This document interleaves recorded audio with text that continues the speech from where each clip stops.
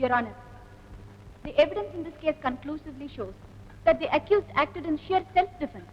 ഒരു കാമഭ്രാന്തന്റെ മുമ്പിൽ ചെന്നുപെട്ട് പാവപ്പെട്ട ഒരു പെൺകുട്ടിയാണ് ഈ നിൽക്കുന്ന എന്റെ കക്ഷി. സ്വയരക്ഷയ്ക്ക് വേണ്ടിയും ഭാരത വനിതകൾ പരിപാവനമായി കരുതുന്ന ചാരിത്ര്യം സംരക്ഷിക്കുന്നതിന് വേണ്ടിയും നടത്തിയ പോരാട്ടത്തിലാണ് Anand മരിക്കാനിടയായത്. So my client is fully entitled for the benefits of exemption under section 300 of the Indian Penal Code. അതുകൊണ്ട് എന്റെ കക്ഷിയെ വെറുതെ വിടണമെന്ന് ഞാൻ ബഹുമാനപ്പെട്ട കോടതി മുമ്പാകെ അപേക്ഷിക്കുന്നു. That's all, Your Honor.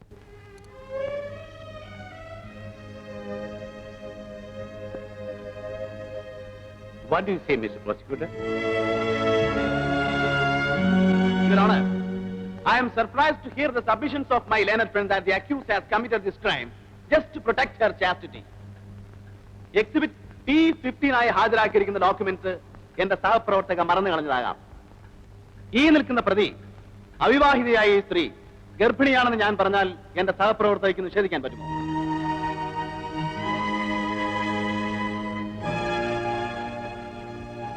No, you can't. അവിവാഹിതയായ നിങ്ങൾക്കിപ്പോൾ 3 മാസം ഗർഭമുണ്ടെന്ന് ഞാൻ പറഞ്ഞാൽ നിങ്ങൾക്ക് നിഷേധിക്കാൻ പറ്റുമോ? ഇല്ല അല്ലേ? I object, Your Honor.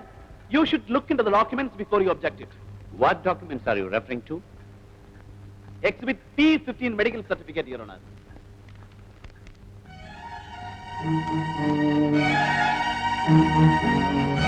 Objection overruled.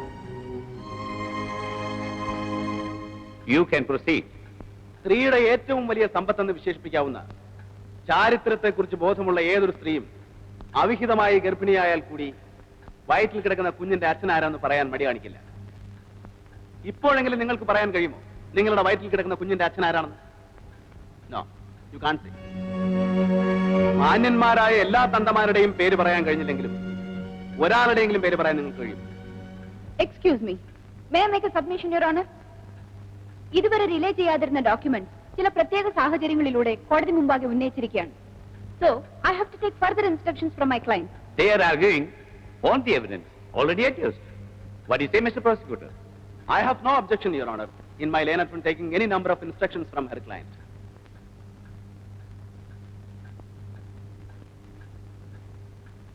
The case is adjourned to 30th of this month. എന്നാലും ആ കുട്ടിക്ക് എന്നോട് പറയാമായിരുന്നില്ല. എനിക്കും അറിയില്ലായിരുന്നു. വക്കീലിനോടും ഡോക്ടർമാരോടും ഒന്ന് വിളിച്ചേക്കാം. രവി, 1 സെക്കൻഡ്, ഞാൻ പോട്ടെ. ഇന്നത്തെ പെർഫോമൻസ് കലക്കിയിട്ടുണ്ട്. ശശികല ഒട്ടും മോശമില്ലായിരുന്നു. സ്വന്തം വർഗമായതുകൊണ്ടായിരിക്കും ഇത്ര ആവേശം. നാട്ടിൽ പോട്ടെ പോന്നു. ഇന്നലെ ഹസ്ബൻഡിന് കോട്ടയത്തേക്ക് ട്രാൻസ്ഫർ ആയി കേട്ടോ. അറിഞ്ഞു. പണിഷ്മെന്റ് ട്രാൻസ്ഫർ ആണെന്നാണല്ലോ കേട്ടത്. ESI ഡോക്ടർ അല്ലേ, തൊഴിലാളികൾക്ക് ലീവ് എഴുതി കൊടുത്ത് കണ്ടമാനം കാശ് വാങ്ങിക്കുന്നുണ്ടാവും. ട്രാൻസ്ഫറിന് അതൊരു കാരണം മാത്രം. ശശികലയാണ് ഡോക്ടറെ കോട്ടയത്ത് കൊണ്ടാക്കിയെന്ന് കേട്ടല്ലോ. പോയിരുന്നു. വരട്ടെ.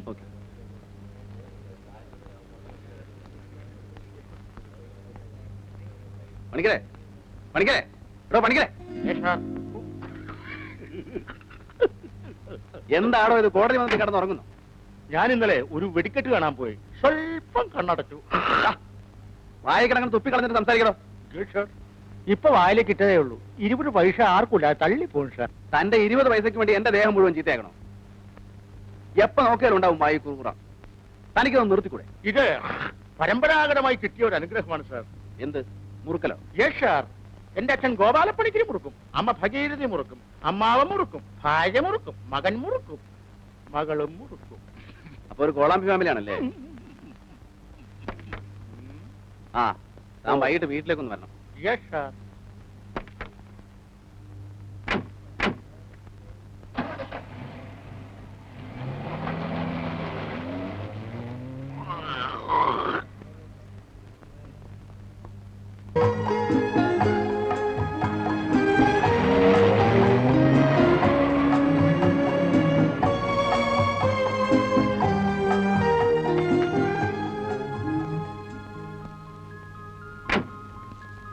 Good evening എന്തുകുട്ടി.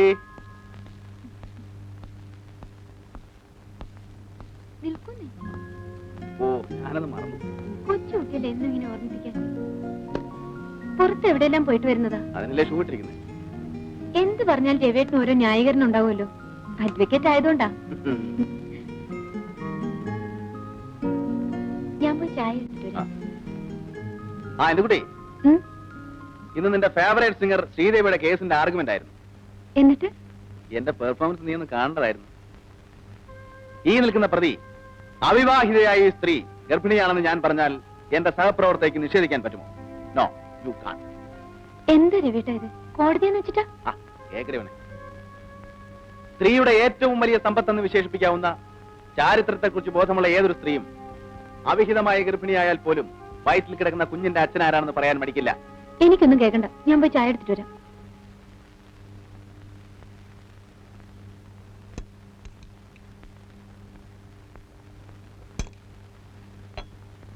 ശ്രീദേവിയെ കുറിച്ച് രവിട്ടൻ പറയുന്നത് കേട്ടിട്ട് എനിക്ക് വിശ്വസിക്കാൻ തോന്നില്ല. ആ കുട്ടി നിരപരാധിയാണെന്നാ എന്റെ മനസ്സ് പറയുന്നത്. ഞാനൊരു പബ്ലിക് പ്രോസിക്യൂട്ടറാണ്. എന്റെ ജോലി ഞാൻ ചെയ്യും. നീ കോളേജിൽ പഠിക്കുമ്പോ ആ കുട്ടിയുടെ ഗാനമേള കേട്ടിട്ടുണ്ടെന്ന് വെച്ച് അവൾ ഇങ്ങനെയൊന്നും ചെയ്യില്ല എന്ന് നിനക്ക് തെളിയിക്കാൻ പറ്റുമോ? നീ അവിരച്ച് വിളമ്പിക്കും. ശ്രീദേവിക്ക് സ്വന്തക്കാരും ബന്ധുക്കളുമായി ആരുമില്ല. അതുകൊണ്ടാണ് ഈ കേസ് ഞങ്ങൾ ട്രൂപ്പുകാർ തന്നെ ഏറ്റെടുത്ത് നടത്തുന്നത്. ആ കുട്ടി ഇങ്ങനെ ചെയ്യുമെന്ന് എനിക്ക് വിശ്വസിക്കാൻ കഴിയുന്നില്ല. അത്രയ്ക്ക് നല്ല സ്വഭാവമുള്ള പെൺകുട്ടിയാണ്. I agree. പക്ഷെ ഇനി പറഞ്ഞിട്ടെന്താ ഫലം? പ്രോസിക്യൂഷൻ അത്രയ്ക്ക് ശക്തമാണ്. ശ്രീദേവിയുടെ വയറ്റിൽ വളരുന്ന കുഞ്ഞിന്റെ അച്ഛൻ ആരാണെന്ന് അറിഞ്ഞിരുന്നെങ്കിൽ കേസിന് അല്പം ബലം കിട്ടിയേനെ. അതവളോട്ട് പറയുന്നില്ല. അല്ല, ശ്രീദേവിക്ക് അങ്ങനെ ആരെങ്കിലുമായി ബന്ധമുള്ളതായി? ഇല്ല, ഞങ്ങൾക്കങ്ങനെ യാതൊരു അറിവുമില്ല. ഇനിയിപ്പോ വക്കീൽ സാറ് ചോദിച്ചാൽ ചിലപ്പോ എന്തെങ്കിലും പറഞ്ഞിരിക്കും. ശരി, ഇല്ല, എനിക്കൊന്നും പറയാനില്ല. പറയാനുള്ളതെല്ലാം ഞാൻ കോടതിയിൽ പറഞ്ഞതാണ്. ശ്രീദേവിക്ക് എന്താണ് സംഭവിച്ചത് എന്നോട് തുറന്നു പറയൂ. എന്നാൽ മാത്രമേ കേസിന് അല്പമെങ്കിലും ബലം കിട്ടുകയുള്ളൂ. ആരാണ് ശ്രീദേവിയുടെ വയറ്റിൽ കിടക്കുന്ന കുഞ്ഞിന്റെ അച്ഛൻ? Please tell me Sridevi. എന്നോടെങ്കിലും പറയൂ. ഇല്ല, ഞാനത് പറയില്ല. എന്നോട് അത് മാത്രം ചോദിക്കരുത്. എനിക്കൊരു അപേക്ഷയുള്ളൂ. എനിക്ക് ഏറ്റവും വലിയൊരു ശിക്ഷ വാങ്ങിത്തരൂ.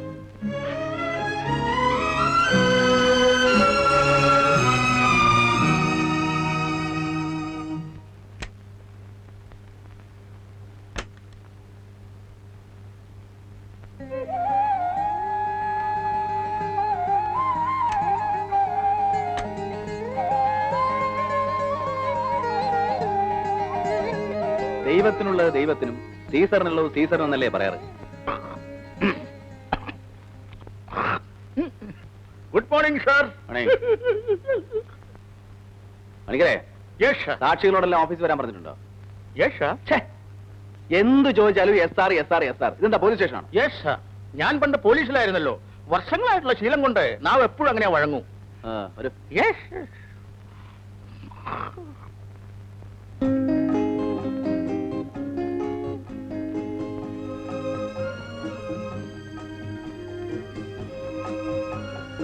വരട്ടെ.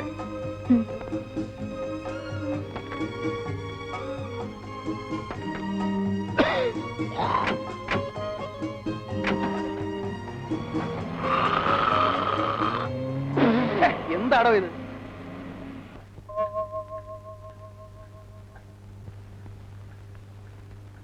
യുവർ ഓണർ, അച്ഛനോ അമ്മയോ ബന്ധുക്കളോ ആരുമില്ലാത്ത അബലയായ ഒരു പാവപ്പെട്ട പെൺകുട്ടിയാണ് എന്റെ കക്ഷി. പ്രത്യേകിച്ച് സംഗീതത്തെ സ്നേഹിക്കുന്ന ഒരു കലോപാസകയും. അങ്ങനെയുള്ള ഈ പെണ്ണിന് ഒരിക്കലും ഒരാളെ കൊലപ്പെടുത്താൻ കഴിയില്ല. മദ്യപിച്ച് ലക്കില്ലാതെ തന്നെ അപമാനിക്കാൻ ശ്രമിച്ച ആനന്ദുമായിട്ടുള്ള സ്ട്രഗിളിങ്ങിനിടയിൽ ഷോക്കേറ്റ് വീണ് ചിറവ ദേഹത്ത് കയറി സ്വയം മരിച്ചതാണ് ആനന്ദെന്ന് എനിക്ക് തീർത്തു പറയാൻ കഴിയും. I have nothing more to submit. Your honour, നല്ലവളായ നിരപരാധിയായ എന്റെ കക്ഷിയോട് ദയവുണ്ടാകണമെന്ന് മാത്രമേ ബഹുമാനപ്പെട്ട കോടതിയോട് എനിക്ക് അപേക്ഷിക്കാനുള്ളൂ. That's all your honour. ദയ. എന്ത് തെറ്റ് ചെയ്താലും നിർലോഭം ഉപയോഗിക്കാവുന്ന രണ്ട് പദങ്ങളുണ്ട് മലയാളത്തിൽ: ദയ, മാപ്പ്. ഒരു കൊലപാതകം ചെയ്ത ഈ സ്ത്രീക്ക് വേണ്ടിയും എന്റെ സഹപ്രവർത്തക ആവശ്യപ്പെടുന്നത് ദയാണ്.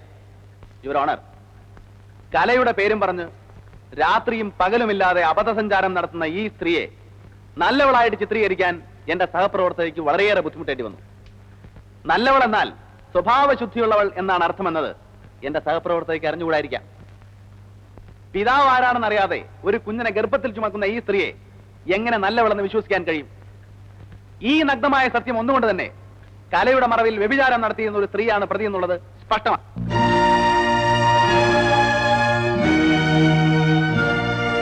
ഇങ്ങനെയുള്ള ഈ സ്ത്രീ ഭാരത സ്ത്രീകളുടെ ഭാവശുദ്ധി കാത്തു സൂക്ഷിക്കുന്നവളാണെങ്കിൽ ഇവരെ വെറുതെ വിടുന്നതിൽ എനിക്ക് വിരോധമില്ല. പക്ഷേ എന്റെ അഭിപ്രായം മറിച്ചാണ്. She deserves the maximum punishment.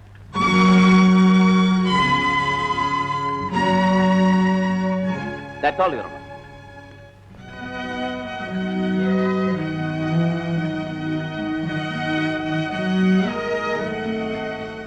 നിങ്ങൾക്കിതേക്കുറിച്ച് കോടതിയോട് എന്തെങ്കിലും പറയാനുണ്ടോ? ബഹുമാനപ്പെട്ട കോടതിക്ക് ദയവുണ്ടായി എന്നെ തൂക്കിക്കൊല്ലാൻ വിധിക്കണമെന്ന അപേക്ഷ എനിക്കുള്ളൂ.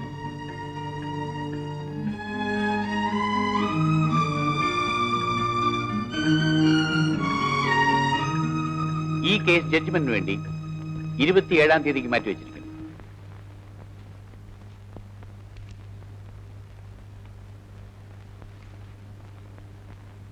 ശ്രീദേവിക്ക് ശിക്ഷ കിട്ടോ രവിട്ട? കുറ്റം ചെയ്താൽ പിന്നെ ശിക്ഷ കിട്ടില്ലേ? സത്യത്തിൽ ആ കുട്ടിയെ വെറുതെ വിടേണ്ടതാട്ടോ. കൊലപാതകം ചെയ്തിട്ടോ? മാനം രക്ഷിക്കാൻ വേണ്ടി പെട്ടെന്ന് അങ്ങനെ സംഭവിച്ചതാവും.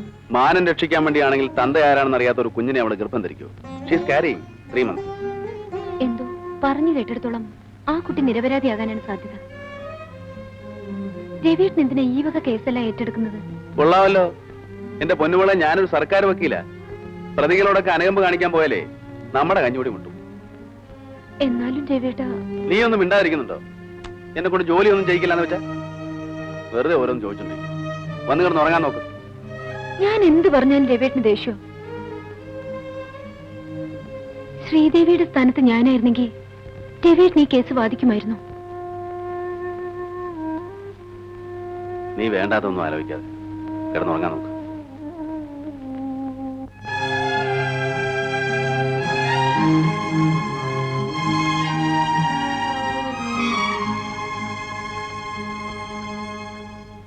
സാഹചര്യ തെളിവുകളുടെ അടിസ്ഥാനത്തിൽ പ്രതി കുറ്റം ചെയ്തതായി ഈ കോടതിക്ക് ബോധ്യം വന്നിരിക്കുന്നതിനാൽ ഇന്ത്യൻ ശിക്ഷാ നിയമം 302-ാം വകുപ്പ് പ്രകാരം പ്രതി കൊലപാതകം ചെയ്തതായി തെളിഞ്ഞിരിക്കുന്നു.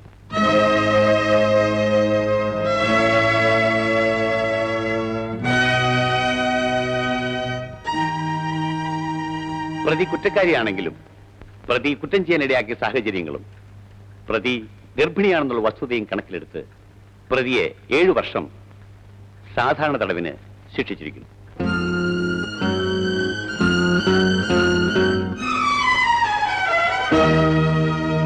പ്രതി ഗർഭിണിയായതിനാൽ ശിക്ഷാസമയത്ത് ജയിലിൽ പ്രതിക്ക് വൈദ്യസഹായവും ശുശ്രൂഷയും നൽകിയിരിക്കണം. I hereby direct that the superintendent of the central jail will follow the above instructions strictly.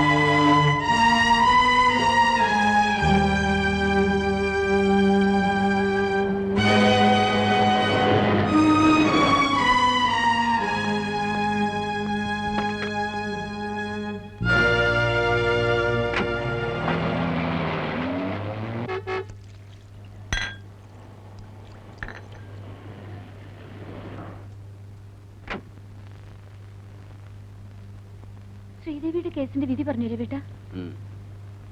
ആ കുട്ടി വെറുതെ വിട്ടോ? ഇല്ല, 7 വർഷം ശിക്ഷിച്ചു. അയ്യോ പാവം, ആ കുട്ടിയെ ജയിലിലേക്ക് കൊണ്ടുപോയി രവിട്ട. നിനക്ക് ഇതേക്കുറിച്ചല്ലാതെ വേറെ ഒന്നിനെ കുറിച്ചും ചോദിക്കാനില്ലേ?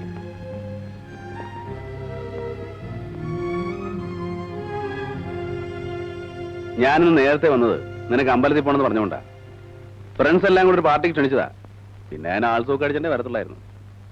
ആ പാവം പെൺകുട്ടിയെ 7 വർഷം ശിക്ഷിച്ചതിന്റെ ആഘോഷത്തിനായിരിക്കും. കഷ്ടമുണ്ട് രവിയേട്ട.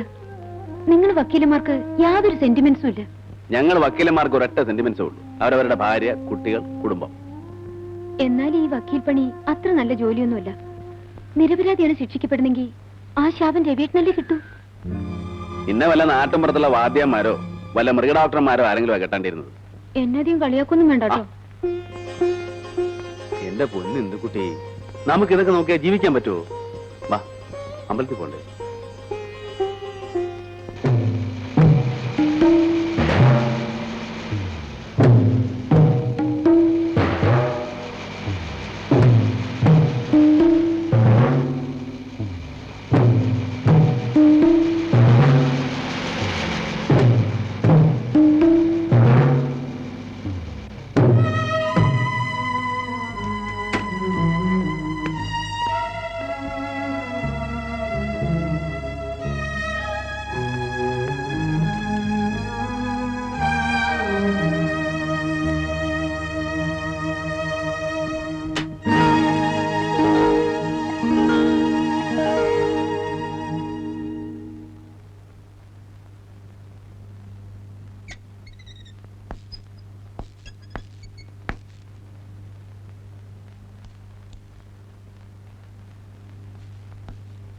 വിളിക്കൂ.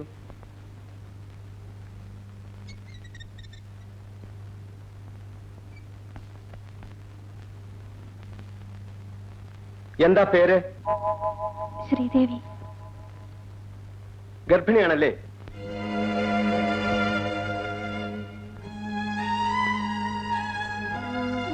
ജയിൽ ഡോക്ടറെ കാണിച്ചിട്ട് അഡ്മിറ്റ് ചെയ്താൽ മതി. Yes sir.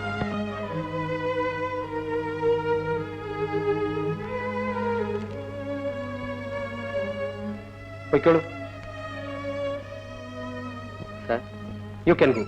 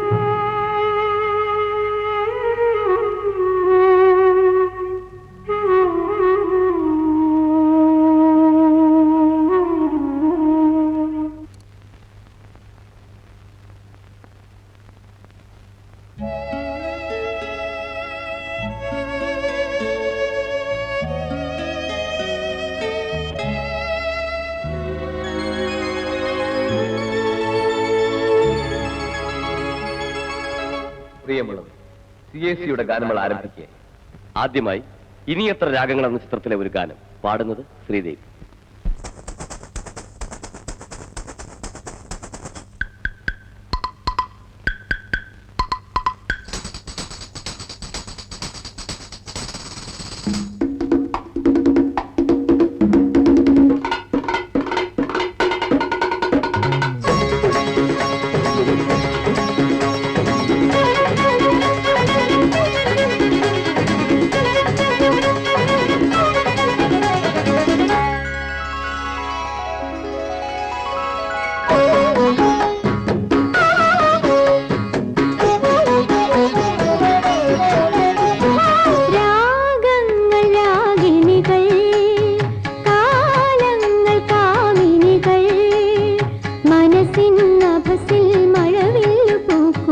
പാടൂ പാടൂ നീ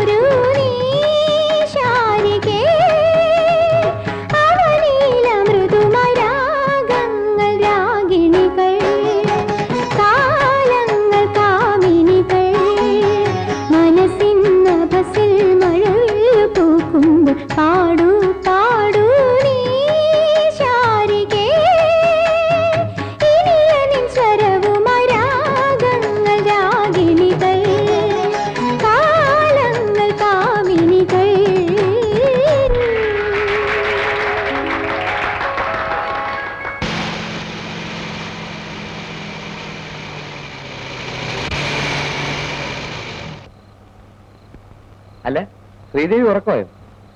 വീടെത്തി. വരട്ടെ. ശരി.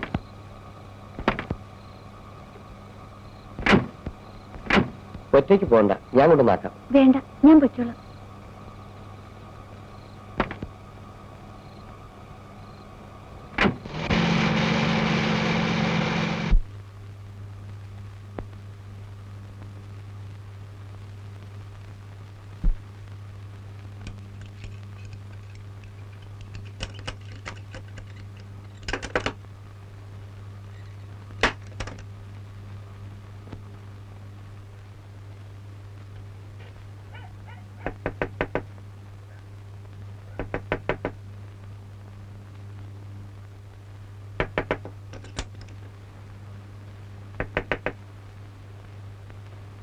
ആരാ? ട്രൂപ്പിൽ നിന്ന് മാനേജർ സാർ പറഞ്ഞിട്ട് വന്നതാ.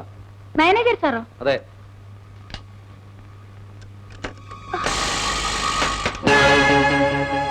നിങ്ങളോ? എന്തായി പാതിരാത്രിയിൽ? എന്നെ തീരെ പ്രതീക്ഷിച്ചില്ലല്ലേ? ട്രൂപ്പ് മാനേജറുടെ പേര് പറഞ്ഞാലേ വാതിൽ തുറക്കുമെന്ന് എനിക്കറിയാം. ഒരു ചെറിയ കള്ളം പറയേണ്ടി വന്നു. നിങ്ങൾ എന്തിനാണ് ഇപ്പോൾ ഇങ്ങോട്ട് വന്നത്? സുന്ദരിയായ ഒരു പെൺകുട്ടി തനിച്ച് താമസിക്കുന്ന വീട്ടിൽ ആരോഗ്യവും കരുത്തുമുള്ള ഒരു ചെറുപ്പക്കാരൻ പാതിരാത്രി കയറി വരുന്നത് എന്തിനായിരിക്കും? മര്യാദയ്ക്ക് ഇവിടുന്ന് പോകും. ഇല്ലെങ്കിൽ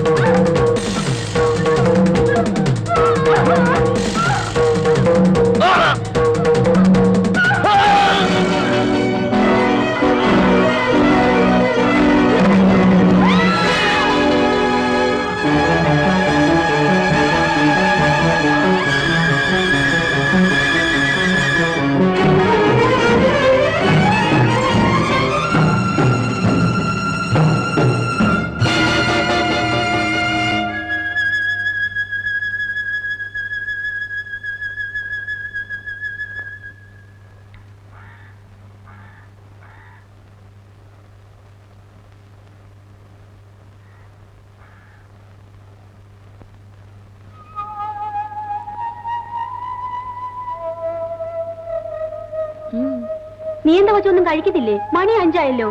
ആദ്യമൊക്കെ ഇങ്ങനെയാ, 1-2 ദിവസത്തേക്ക് ഒന്നും കഴിക്കാൻ തോന്നൂല. പിന്നെ കൈ കിട്ടുന്നതൊക്കെ വാരി വലിച്ചു തിന്നോളൂ. എന്താ അവിടെ? ഒന്നുമില്ല. മതി മതി പോ.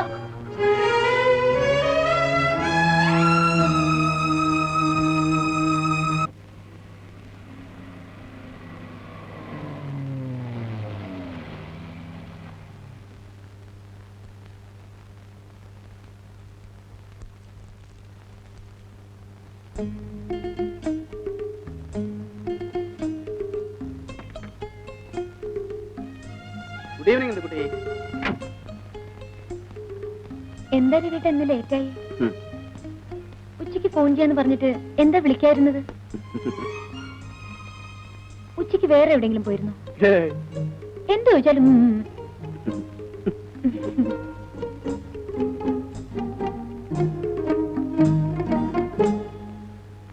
ഞാൻ ചായ എടുത്തോണ്ട് വരാം. വേണ്ട. എന്താ? അത് എനിക്കറിയാം, ഇന്ന് കുടിച്ചിട്ടുണ്ടല്ലേ? പിന്നെ കുടിക്കുന്ന ദിവസമാ രവിട്ടൻ ഹോൾസും ചവച്ചുകൊണ്ട് വരുന്നത്. നീ നമ്മുടെ അഡ്വക്കേറ്റ് മോഹന്റെ വെഡിങ് ആനിവേഴ്സറി ആയിരുന്നു. ഞങ്ങൾ എല്ലാവരും ഓരോ സ്മാൾ അടിക്കണമെന്ന് അവനൊരു വാശി. ഞാൻ ഒഴിഞ്ഞു മാറാൻ ശ്രമിച്ചതാ, പക്ഷെ അവൻ സമ്മതിക്കണ്ടേ? അതെ അതെ, കുടിക്കാൻ ഓരോരോ കാരണങ്ങൾ. എന്തിനാ രവിട്ട ഇങ്ങനെ തുടങ്ങുന്നത്? അത് കൊള്ളാം. അല്ല, നിന്നെ ഞാൻ കല്യാണം കഴിച്ചിട്ട് 2-2.5 വർഷമായില്ലേ? എന്നിട്ട് നിന്റെ എന്തിയെ എന്തിട്ടാ കുട്ടിയെ എന്നുള്ള ഈ വള്ളുവനാടൻ ഭാഷ മാറ്റാറായില്ലേ? വേണ്ട വേണ്ട, മറിക്കാനൊന്നും നോക്കണ്ട. ചൂടാകാതെ മാഡം, നമുക്ക് വഴിയുണ്ടാക്കാം. വാ.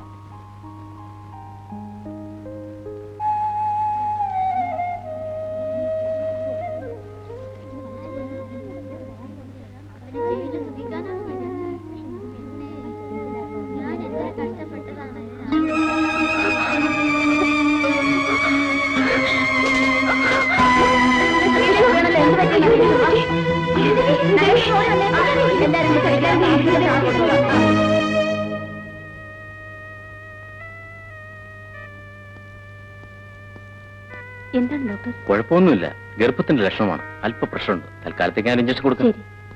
ആ, ഇവരെന്നെ വേഗം വാർഡിലേക്ക് കൊണ്ടുപോ. പോണോ? ഒന്നും പറഞ്ഞു പോലും എന്താണെന്നൊന്ന് പറഞ്ഞും കൂടെ ഇല്ല. ഓ, നടക്ക്. എന്നാലും അവൾ ഒപ്പിച്ചോണ്ട് ആളോടി വന്നത് ഭയങ്കര.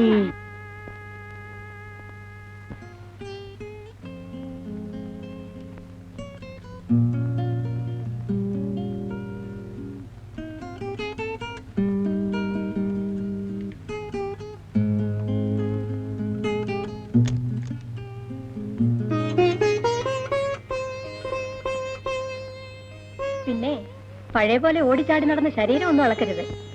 ടെസ്റ്റ് ചെയ്തിട്ട് എന്താണ് ഡോക്ടർ സാറേ വിശേഷം? പ്രത്യേകിച്ച് വിശേഷമൊന്നുമില്ല. അധികം യാത്രയൊന്നും ചെയ്യണ്ട. ഞാൻ കുറച്ച് ടാബ്ലറ്റ്സ് തരാം.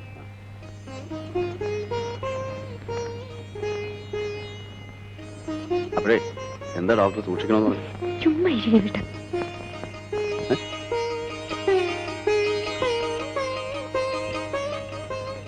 ഇതാ ടാബ്ലറ്റ്. മേനോൻ ചേട്ടനൊന്ന് കണ്ടിട്ട് പോകാമെന്ന് കരുതിയാ നടക്കുമെന്ന് തോന്നുന്നില്ല. വരേണ്ട സമയം കഴിഞ്ഞു. ഡ്യൂട്ടി കഴിഞ്ഞാ എവിടെയും കറങ്ങാതെ നേരെ വീട്ടിലെത്തണമെന്ന് ഞാൻ പറഞ്ഞിട്ടുള്ളതാ. ശാന്തർത്തി, മേനോൻ ചേട്ടന്റെ പേര് വീരരാഘവ മേനോൻ എന്നാണെങ്കിലും വീട്ടിൽ വന്ന ശാന്തരാഘവ മേനോനായിട്ട് മാറുമല്ലോ. അത് രവി എന്നെ ഒന്ന് വാരിയതാണല്ലോ. ആ, സൂപ്രണ്ട് സാർ വന്നു തോന്നുന്നു.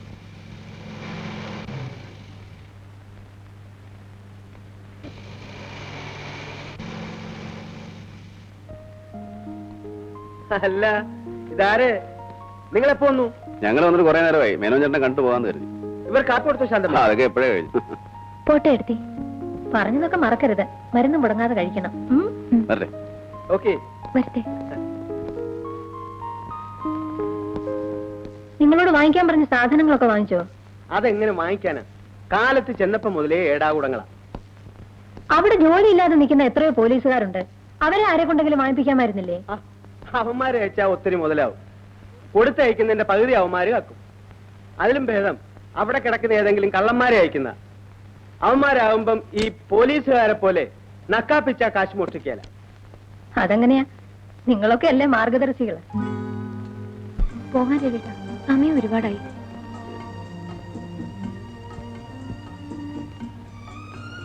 ശാന്തടുത്ത് കാണണ്ട. റെസ്റ്റ് എടുക്കാൻ പറഞ്ഞിട്ട് ബീച്ചിലിങ്ങനെ കറങ്ങിയെടുത്ത് നടന്നാലേ എന്നെ വഴക്ക് പറയാ. ശാന്തടുത്ത് ചോദിച്ചാ രവിയിട്ട് നിർബന്ധിച്ചിട്ടാണെന്നേ ഞാൻ പറയൂ. അതിനിപ്പോഴും റെസ്റ്റ് എടുക്കണം. ഇത് മാസത്ര കിടക്കുന്നു. ഈ രവിയേട്ടന് ഒന്നും അറിഞ്ഞൂടാഞ്ഞിട്ടാ. അത് ഞാൻ പ്രസവിച്ചിട്ടില്ല. ആ, ഒരു കാര്യം പറയാൻ മറന്നു. മുത്തശ്ശിയുടെ കത്തുണ്ടായിരുന്നു. എന്താ നാട്ടിലെ വിശേഷം? എന്നെ പ്രസവത്തിന് കൂട്ടിക്കൊണ്ടു പോകാനുള്ള മാസക്കണക്ക് നോക്കിയിരിക്കത്ര. പിന്നെ അങ്ങോട്ട് കൂട്ടിക്കൊണ്ടു പോയാ ഇവിടെ ഞാൻ ഒറ്റക്കാവില്ലേ? നിനക്ക് പോണമെന്നുണ്ടോ? രവിയേട്ടനെ വിട്ടിട്ട് പോകാൻ എനിക്ക് മനസ്സ് വരൂ. പിന്നെ ആദ്യത്തെ പ്രസവം പെണ്ണു വീട്ടുകാരുടെ അവകാശമോ? എന്ത് അവകാശമായാലും കൊള്ളാം. ഇവിടെ ആവുമ്പോ എഫിഷ്യന്റ് ആയ ഡോക്ടേഴ്സും നല്ല ഹോസ്പിറ്റൽസും ഒക്കെ ഉണ്ട്. ആദ്യത്തെ മണിക്കൂട്ടന്റെ പ്രസവം ഇവിടെ, സെക്കൻഡ് മണിക്കൂട്ടിയുടെ പ്രസവം അവിടെ. എല്ലാം രവിയേട്ടന്റെ ഇഷ്ടം. ആ, പോകുന്ന വഴിക്ക് എനിക്ക് കുറച്ച് ഉള്ളന്നൂലും മറ്റും വാങ്ങാനുണ്ട്. വെറുതെ ഇരിക്കുമ്പോ കുട്ടിയുടുപ്പ് തിന്നാനാ. മണിക്കൂട്ടനോ അതോ മണിക്കുട്ടിക്കോ? കുട്ടിയുടുപ്പ് മണിക്കുട്ടനും മണിക്കുട്ടിക്കും ഇടാം. രണ്ടെണ്ണം.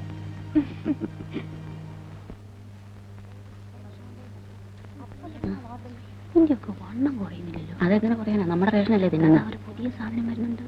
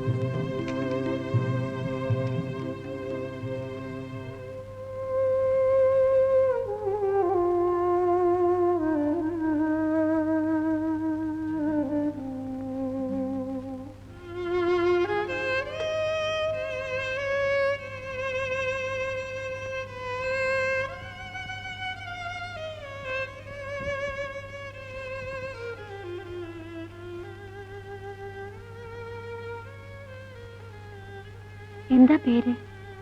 രജനി. എന്ത് തെറ്റ് ചെയ്തിട്ടാ രജനി ഇവിടെ?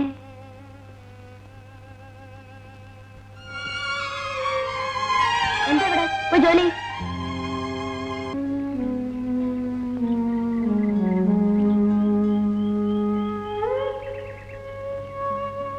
ശ്രീദേവിക്ക് ഇവിടുന്ന് പുറത്തുപോയാ പുതിയൊരു ജീവിതം ഉണ്ടാവുമെന്ന് പ്രതീക്ഷിക്കെങ്കിലും ചെയ്യാം. പക്ഷേ എനിക്ക്, രജനിക്ക് എത്ര വർഷത്തെ ശിക്ഷയാ? ഒരു നിമിഷത്തെ ശിക്ഷ. മനസ്സിലായില്ലല്ലേ? ശിക്ഷകളിൽ ഏറ്റവും വലിയ ശിക്ഷ വധശിക്ഷ. തൂക്കുമരവും കാത്തുകിടക്കുന്ന കൊലയാളിയാണ് ഞാനിന്ന്. ഇരട്ട കൊലപാതകം. തൂക്കിക്കൊല്ലുന്നതിന് മുമ്പുള്ള വിശ്രമ സമയമാണ് എനിക്കിപ്പോ. ഒരു കണക്കിന് ജീവപര്യന്തത്തേക്കാൾ സുഖമുള്ള ശിക്ഷയാണ് വധശിക്ഷ. വർഷങ്ങളോളം ഇരുമ്പഴികൾക്കുള്ളിൽ കിടന്ന് ആത്മപീഡനം അനുഭവിക്കേണ്ടല്ലോ. ഇനി 5 മാസവും 5 ദിവസവും. സെപ്റ്റംബർ 15-ാം തീയതി വ്യാഴാഴ്ച രാവിലെ എന്റെ കഴുത്തിൽ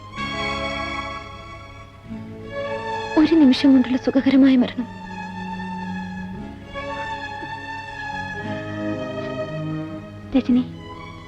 രജനിക്ക് എന്താണ് സംഭവിച്ചത്?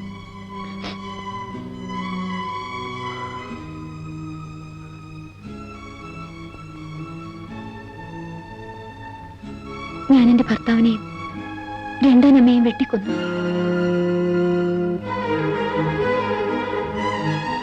ശ്രീദേവിക്കറിയാമോ, ഞങ്ങളുടേതൊരു പ്രേമവിവാഹമായിരുന്നു.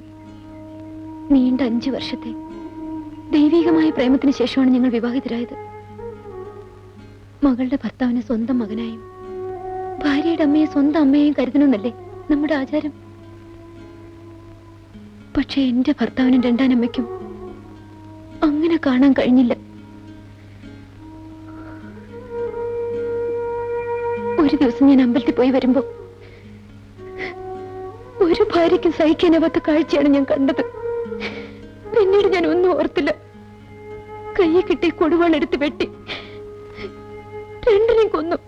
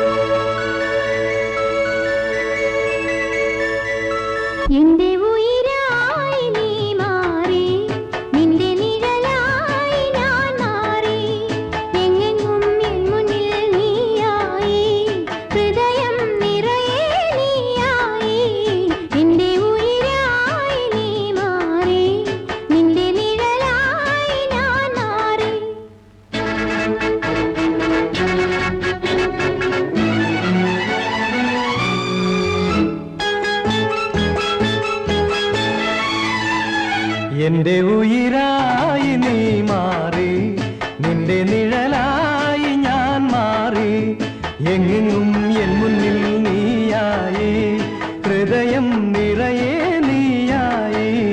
നിന്റെ ഉയിരായി നീ മാറി, നിന്റെ നിഴലായി ഞാൻ മാറി.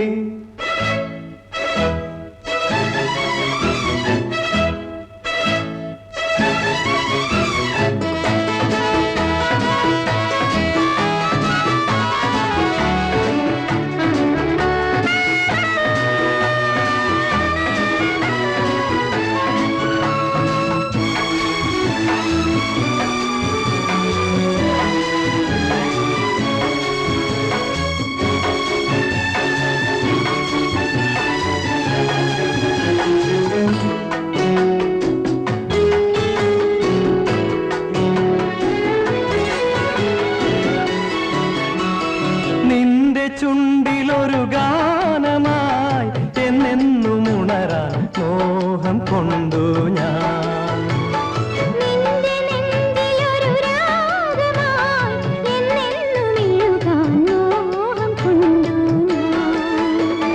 അണയൂ എന്നെ പൊതിയൂ, കന്നിപ്പൂ പോലെ വിരിയൂ എന്നിൽ. അണയൂ എന്നെ പൊതിയൂ, കന്നിപ്പൂ പോലെ വിരിയൂ എന്നിൽ. എങ്ങെങ്ങും എൻ മുന്നിൽ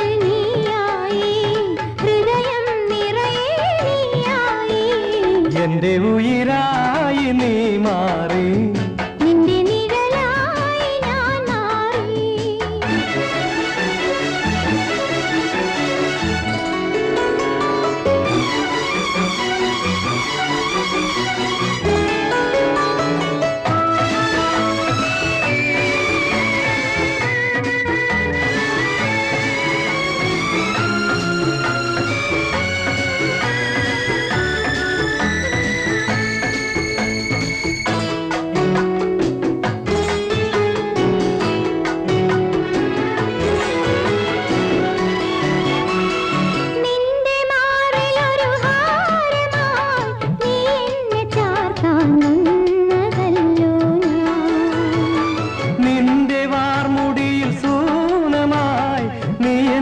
ചൂടാൻ വന്നതല്ലോ ഞാൻ അണയൂ മേയിൽ പടരൂ മഞ്ഞിൻ കണപോലെ അലിയൂ അണയൂ മേയിൽ പടരൂ മഞ്ഞിൻ കണപോലെ അലിയൂ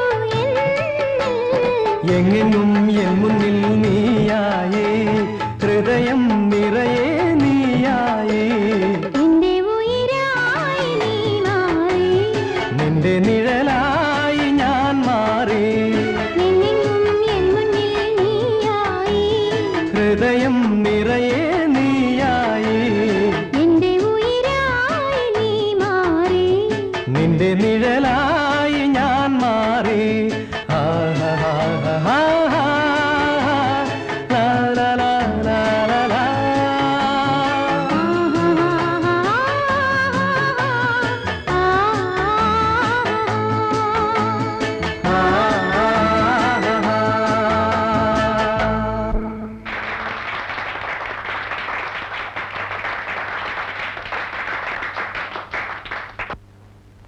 തന്റെ പാട്ട് ഇന്നലെ വളരെ മോശമായി. അന്ന് ഫൈൻ ആർട്സ് ഹോളിൽ പാടിയതുപോലെ ഇതുവരെ ഒരിടത്ത് കേട്ടിട്ടില്ല. സ്റ്റേജിന് മുന്നിൽ വന്നിരുന്ന് ഗോഷ്ടി കാണിച്ചാൽ പിന്നെ ഇങ്ങനെ പാട്ട് നന്നാവുന്നത്? ആ നമുക്ക് അവിടെ പോയി ഒരു ഐസ്ക്രീം കഴിക്കാം. അയ്യോ, തണുത്തൊന്നും എനിക്ക് വേണ്ട. ഓ പാട്ടുകാരിയല്ലേ, തണുത്തത് കഴിച്ചാ തൊണ്ട പോവുമായിരിക്കും. ആ ഒരു ഗുഡ് ന്യൂസ് ഉണ്ട്. എനിക്ക് കുവൈറ്റിൽ ഒരു ജോലി ശരിയായിട്ടുണ്ട്. ഒരു വലിയ കമ്പനിയിലെ ബിസിനസ് എക്സിക്യൂട്ടീവ്. 4 മാസം കഴിഞ്ഞ് ജോയിൻ ചെയ്താൽ മതി. അതുവരെ ഈ ബാങ്കിലെ ജോലി തുടരാമെന്ന് വിചാരിച്ചു. എന്തിനാ സതീഷ് ഇത്രയും ദൂരെയൊക്കെ പോകുന്നത്? ഇപ്പോഴുള്ള മാനേജർ ഉദ്യോഗം പോരെ? അതിനെന്തോ ഒരു കുറവ്? എടി പെണ്ണേ, എനിക്ക് ഈ കുവൈറ്റിൽ കിട്ടിയിരിക്കുന്ന ജോലി ഉണ്ടല്ലോ, അത് കിട്ടണമെങ്കിൽ ഭാഗ്യം ചെയ്യണം. ആ നീ വിഷമിക്കാതെ, അവിടെ പോയാൽ എന്നെ കാണാൻ പറ്റില്ലെന്നായിരിക്കും. ജോയിൻ ചെയ്ത് 6 മാസം കഴിഞ്ഞ് ഞാനിങ്ങ് വരത്തില്ലേ? എന്നിട്ട് നിന്നെയും കൂട്ടി ഒരു പോക്കുണ്ട് കുവൈറ്റിലേക്ക്. Miss ശ്രീദേവിയായിട്ടല്ല, Mrs സതീഷായിട്ട്. ഹണിമൂണൊക്കെ അവിടെ.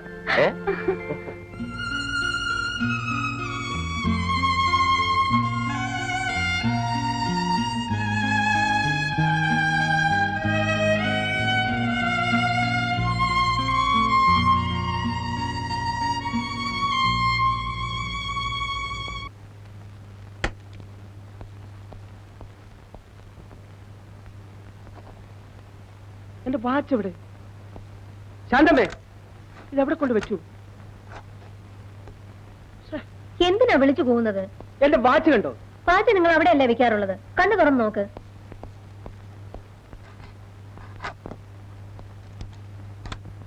എന്റെ പേഴ്സും കാണുന്നില്ലല്ലോ. അയ്യോ, എന്റെ വാച്ചും കാണുന്നില്ല, ഹാൻഡ് ബാഗും ഇല്ല. ഇന്നലെ ശമ്പളം വാങ്ങിച്ച മുഴുവൻ രൂപയും അതിലുണ്ടായിരുന്നു. എന്റെ ബാഗിലും ഉണ്ടായിരുന്ന രൂപ. ഇത് ആരെടുക്കാൻ? അയ്യോ, ദേ ഇത് കണ്ടോ?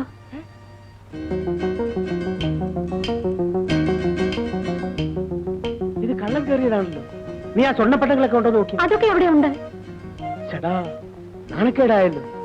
ജയിൽ സൂപ്രണ്ടിന്റെ വീട്ടിൽ കള്ളം കയറിയ നാളെ പത്രക്കാരെഴുതുമല്ലോ. നിങ്ങൾക്ക് പത്രക്കാരറിയുന്നല്ല വിഷമം. പോയ സാധനങ്ങൾ കിട്ടാൻ എന്തെങ്കിലും വഴി നോക്ക്. പോയതങ്ങ് പോട്ടെ ശാന്തമ്മേ, നാട്ടുകാരറിഞ്ഞ എനിക്കാ കുറച്ചില്.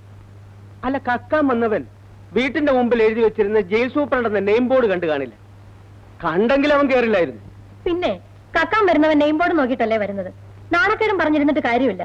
നിങ്ങൾ ആ സ്റ്റേഷനിലേക്ക് വിളിച്ചു പറഞ്ഞേ. ശരി.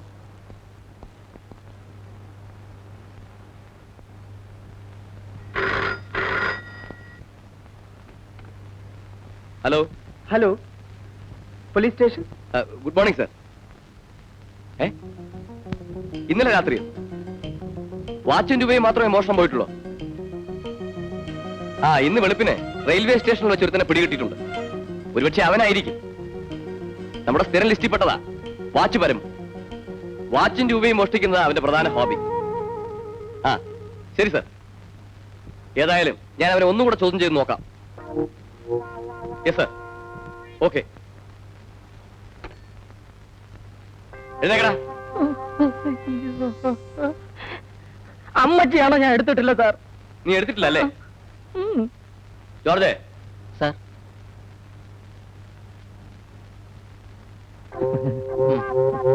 ഇവിടെ നീങ്ങിക്കടാ.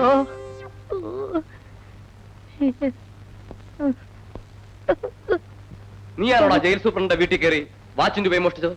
ഇല്ല സാർ, സാറാണ് സത്യം. ഇല്ല സാർ, എനിക്ക് എന്തിനാ സാർ വാച്ച്? എനിക്ക് എന്തിനാ സാർ രൂപ? ഞാൻ വെറും ഒരു പാമരനാം പാന്തൻ. ഇവനെ ശരിക്ക് ചോദ്യം ചെയ്തില്ലേ? ഇവനെ ഞങ്ങൾ ശരിക്ക് പെരുമാറിയത് സാർ. എന്നിട്ട് ഇവൻ എടുത്തിട്ടില്ലെന്നാ പറയുന്നത്. അയ്യോ, നീ സത്യം പറയില്ലടാ. അയ്യോ, അങ്ങനെ ഒരു പിടിഭാഷ എനിക്കില്ല സാർ. ഏത് സത്യവും ഞാൻ പറഞ്ഞു വരുമ്പോ കളവായി പോകും. ഈ ലോകം തന്നെ സത്യമല്ല, മിഥ്യയാണ് സാർ. നിന്നെ എത്ര തല്ലിയാണ് നീ സത്യം പറയില്ലെന്ന് എനിക്കറിയാം. പറയിപ്പിക്കാൻ ഒരു വഴിയുണ്ട്. ആ സ്റ്റൂൾ ഇങ്ങനെ എടുത്ത് വയ്ക്കാം. ഇതെന്തിനാ സാർ? എനിക്ക് വേണ്ട സാറിന്റെ മുമ്പിൽ ഞാൻ എന്നോളാം. കിട്ടിയോ ജോർജ്? കിട്ടി.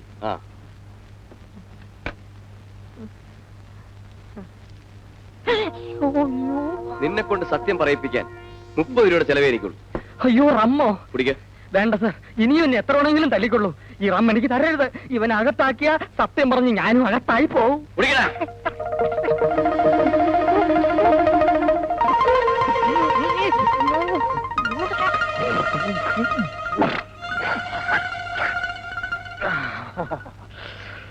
തൊടാൻ കുറച്ച് അച്ചാറ് കിട്ടുമോ? നിന്റെ അച്ചാർ ബാക്കിയോടെ കുടിക്കണം.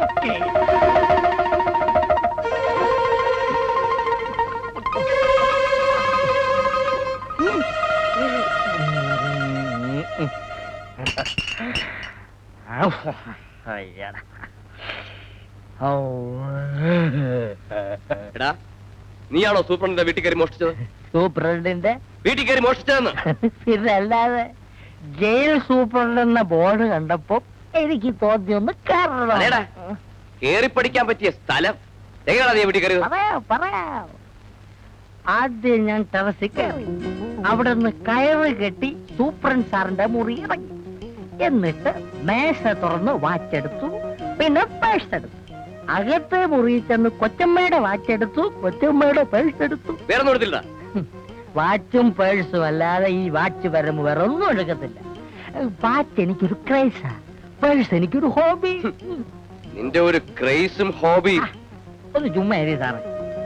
പിന്നെ സാറേ, ഈ സൂപ്രണ്ട് സാർ ഇങ്ങനെ ബോധമില്ലാതെ കിടന്നുറങ്ങിയ വല്ല പെരുങ്കള്ളന്മാരും വന്ന് വിലപിടിപ്പുള്ള സ്വർണമോ മറ്റോ എടുത്തോണ്ട് പോയി എന്ത് ചെയ്യും? പോകന്നെ. പിന്നെ അവരെ മഷിയിട്ട് നോക്കിയാ കാണൂല. നീ അവിടെ നിർത്ത സാധനങ്ങളൊക്കെ എവിടെയാടാ? സാധനമൊന്നും ഞാൻ എടുത്തിട്ടില്ല. നിന്നോടാ ചോദിച്ചത്. അത് പറയണമെങ്കിൽ ഊതാതെ അക്കാര്യം പറയണമെങ്കിൽ എനിക്കൊരു ഹാഫും കൂടെ മേടിച്ചു.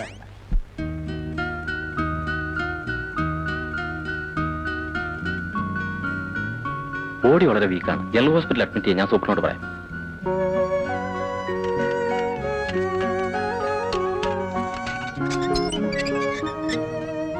വരൂ, ജനറൽ ഹോസ്പിറ്റലിലേക്ക് പോവാം. എടി, ജയിലിൽ വരുന്നെങ്കിൽ ഗർഭം ഉണ്ടാക്കിക്കൊണ്ട് വരണം. നല്ല ഭക്ഷണം, പുറത്ത് ആസ്പത്രിയിൽ പോയുള്ള ചികിത്സ.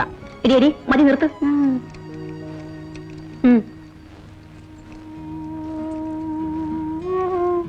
എടി, നമ്മൾ ഓരോ ഗർഭം ഉണ്ടാക്കിക്കൊണ്ട് വന്നിരുന്നെങ്കിൽ നമുക്കും പുറത്തു പോയി ചുറ്റിക്കറങ്ങാമായിരുന്നു. അത് നേരത്തെ ആലോചിക്കണമായിരുന്നു.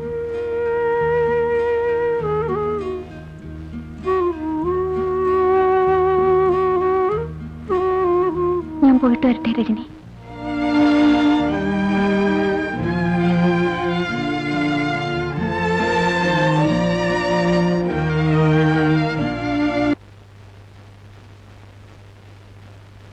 ഈ ക്യാപ്സൂൾസും ടോണിക്കും കഴിക്കണം. ഒരാഴ്ച മുടങ്ങാതെ ഇഞ്ചക്ഷനും എടുക്കണം. എന്നും ഇഞ്ചക്ഷൻ എടുക്കാൻ ഇന്ദുവിന്റെ കൂടെ രവിക്ക് വരാൻ പറ്റുമോ? ഇന്ദു കല്യാണിയമ്മയും കൂട്ടി വന്നോളൂ. ഭാര്യമാര് ഗർഭിണിയായ ഭർത്താക്കന്മാർക്ക് ജോലിയായി. ഫസ്റ്റ് ഡെലിവറിക്കേ ഉള്ളൂ ഭർത്താക്കന്മാർക്ക് ടെൻഷൻ. അത് കഴിഞ്ഞാ പിന്നെ റൊട്ടീൻ ആയിക്കൊള്ളും. അപ്പൊ ഞങ്ങൾ ഇറങ്ങട്ടെ. ആ.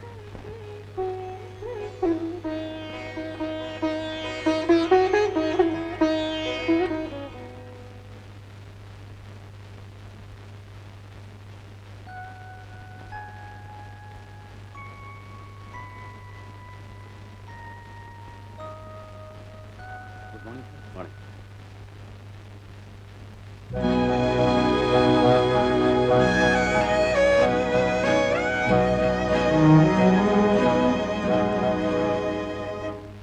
ആരാ വീട്ടിൽ അവിടെ കിടക്കുന്നേ? നീ എപ്പോഴും പറയാറില്ലേ ആ പാട്ടുകാർ ശ്രീദേവി ജയിലിൽ നിന്ന് എന്തെങ്കിലും ട്രീറ്റ്മെന്റ് ഉണ്ടെന്നായിരിക്കും. ഭാര്യ വിട്ടാ നമുക്കൊന്ന് പോയി കണ്ടിട്ട് എന്തിനാ വരാം. ഇന്ദു വെറുതെ ആവശ്യമില്ലാതെ? ഒരു മിനിറ്റ് ഇപ്പൊ വരാന്നേ. ആ നീ പോട്ടോ, ഞാൻ ഇവിടെ ചെൽ. ആരാ? ഞാൻ ഈ കുട്ടിയൊന്ന് കാണാൻ വന്നതാ.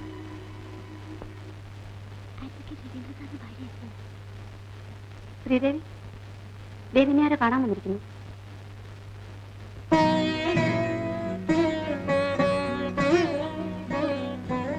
ആര്? എന്റെ പേര് ഇന്ദു. ഞാൻ ഡോക്ടർ ശാന്തയെടുത്തി ഒന്ന് കാണാൻ വന്നതാ. ശ്രീദേവി എന്നല്ലേ പേര്? അതെ. എങ്ങനെ അറിയാം? എനിക്കറിയാം. എന്താ അസുഖം?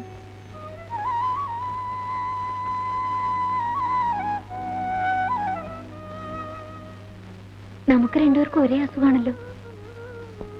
ഇതെത്ര മാസം? 7. എനിക്ക് 5-ാം മാസം. ഞാൻ പോട്ടെ ശ്രീദേവി.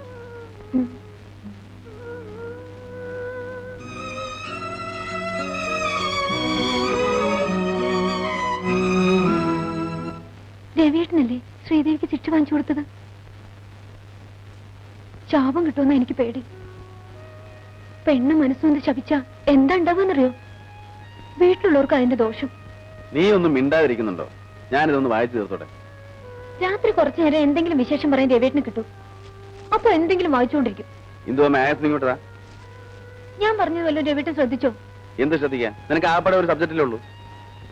ഹോസ്പിറ്റലിൽ വെച്ച് ആ പെണ്ണെ കാണിച്ചു തരാൻ പോയത് അബദ്ധമായി. ആ കുട്ടിയെ കണ്ടാലറിയാം നിരപരാധിയാണെന്ന്. നാളെ ഞാൻ ആശുപത്രി പോകുമ്പോ ആ കുട്ടിക്ക് എന്തെങ്കിലും വാങ്ങിച്ചു കൊടുക്കും. ചേടാ, ഞാൻ കേസ് വാദിച്ച് ശിക്ഷ വാങ്ങിക്കൊടുക്കുന്ന പെണ്ണുങ്ങളെയല്ലേ എന്റെ ഭാര്യ പോയി കാണുക, കുശലം പറയുക, അവർക്ക് വേണ്ട സഹായങ്ങൾ എത്തിച്ചു കൊടുക്കുക. നല്ല ഏർപ്പാടാണല്ലോ. നിനക്ക് ആ പെണ്ണിന്റെ ഗാർഡിയൻഷിപ്പ് ഏറ്റെടുക്കാനുള്ള വല്ല പരിപാടിയുണ്ടോ?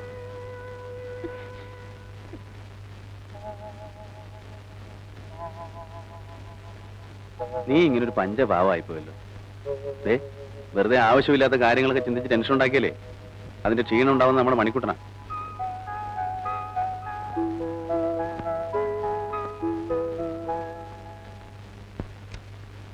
ഇന്ദു, ഞാൻ ഇറങ്ങുന്നു.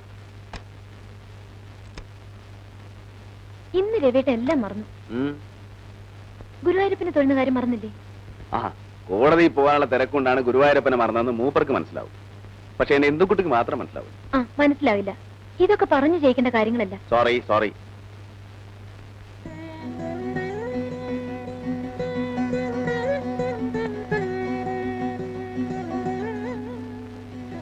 ഇന്ന് നേരത്തെ വരില്ല രവേട്ട? എന്താ വിശേഷം വല്ലതും ഉണ്ടോ? വിശേഷം വല്ലതുണ്ടെങ്കിൽ മാത്രമേ നേരത്തെ വരുള്ളൂന്നുണ്ടോ? അല്ല, മുത്തശ്ശിയുടെ പിറന്നാളാണെന്നും മുത്തശ്ശന്റെ ശ്രാദ്ധമാണെന്നും ഒക്കെ ഇടയ്ക്ക് ഇന്ദുക്കുട്ടി പറയാറില്ലേ? അതുപോലെ വല്ലതുമാണെന്ന് അറിയാൻ ചോദിച്ചത്. അതൊന്നുമല്ല. വൈകിട്ട് നമുക്കൊന്നിച്ച് അമ്പലത്തിലൊന്ന് പോണം. എന്താ പ്രത്യേകിച്ച്? അതൊക്കെ വൈകുന്നേരം വന്നിട്ട് പറയാം. ഓ, സസ്പെൻസ് ആണല്ലേ.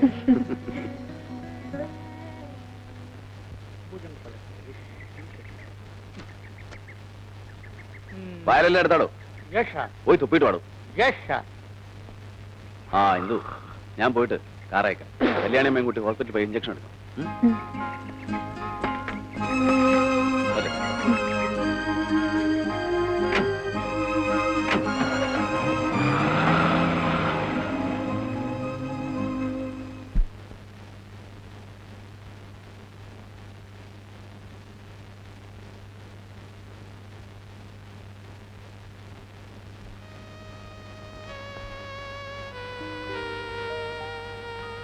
കല്യാണിയമ്മേ, ശാന്തടുത്തി മുറിയിലുണ്ടോ നോക്കിയേ. ഞാനിപ്പോ വരാം.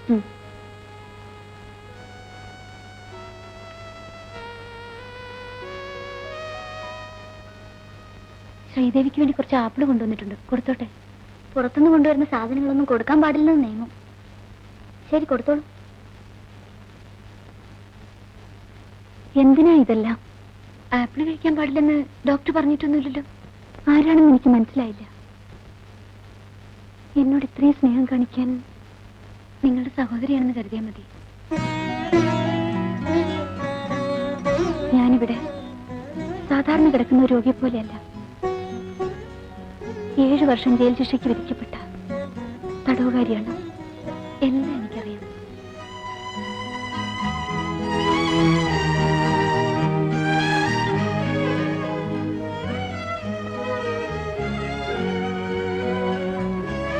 ആഹാ, ഇന്ദു ഇവിടെ വന്ന് നിൽക്കുകയാണോ?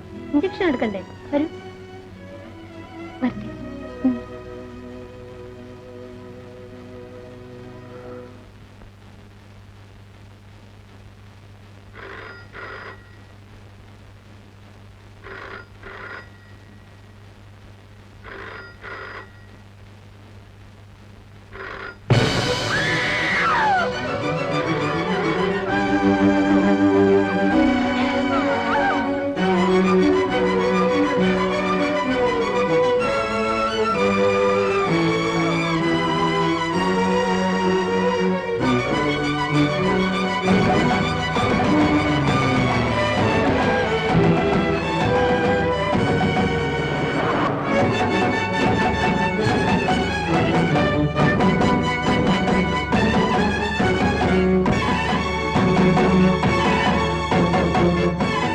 ചേച്ചി, എന്റെ എന്തു പറ്റി?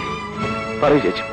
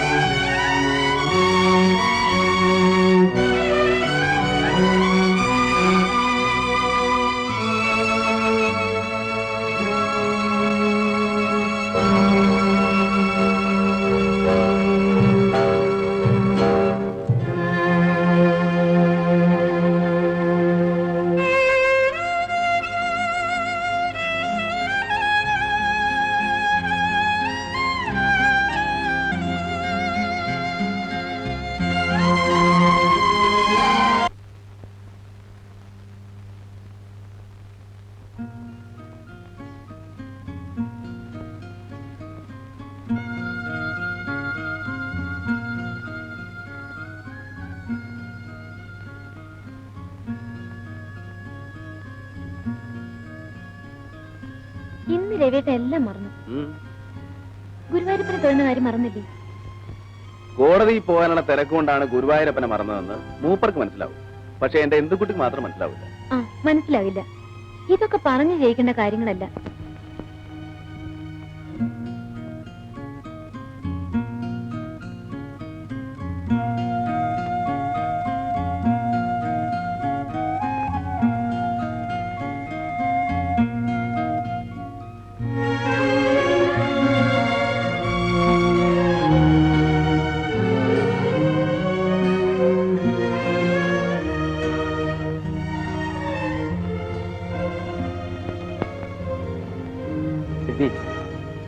നഷ്ടപ്പെട്ടത് ഒരിക്കലും തിരിച്ചു കിട്ടാൻ പോകുന്നില്ല.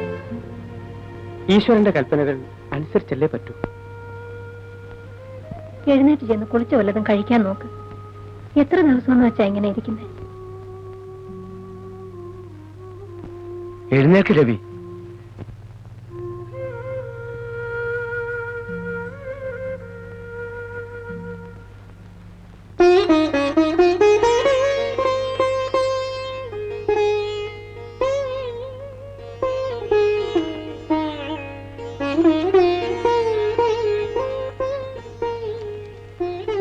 നിനക്കിന്ന് പാവന്ന് ഡോക്ടർ പറഞ്ഞു. വേഗം റെഡിയാണ്.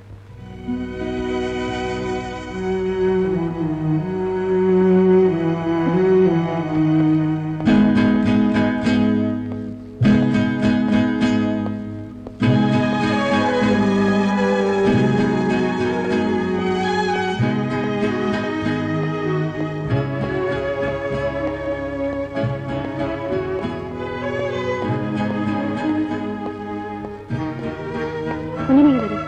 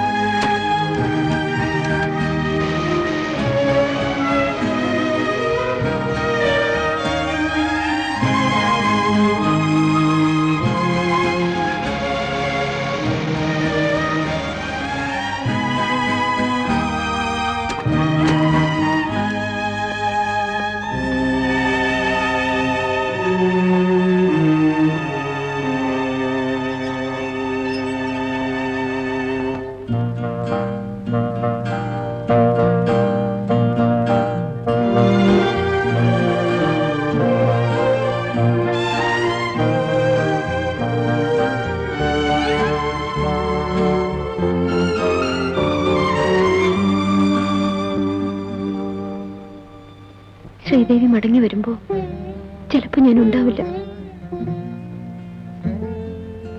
സെപ്റ്റംബർ 15-ാം തീയതി വ്യാഴാഴ്ച രാവിലെ എന്റെ കഴുത്തിൽ ഒരു നിമിഷം കൊണ്ടുള്ള സുഖകരമായ മരണം.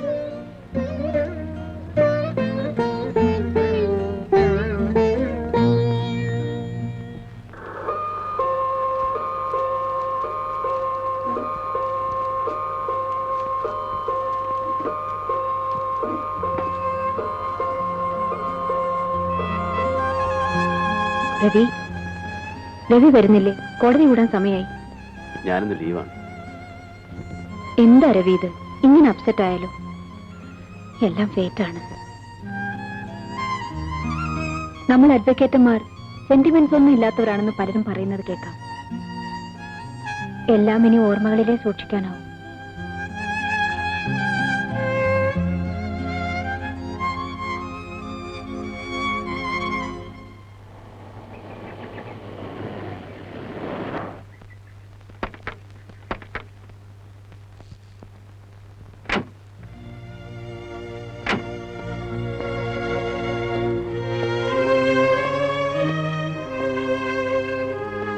രവിട്ട, എന്താ രവിട്ട ഇത്?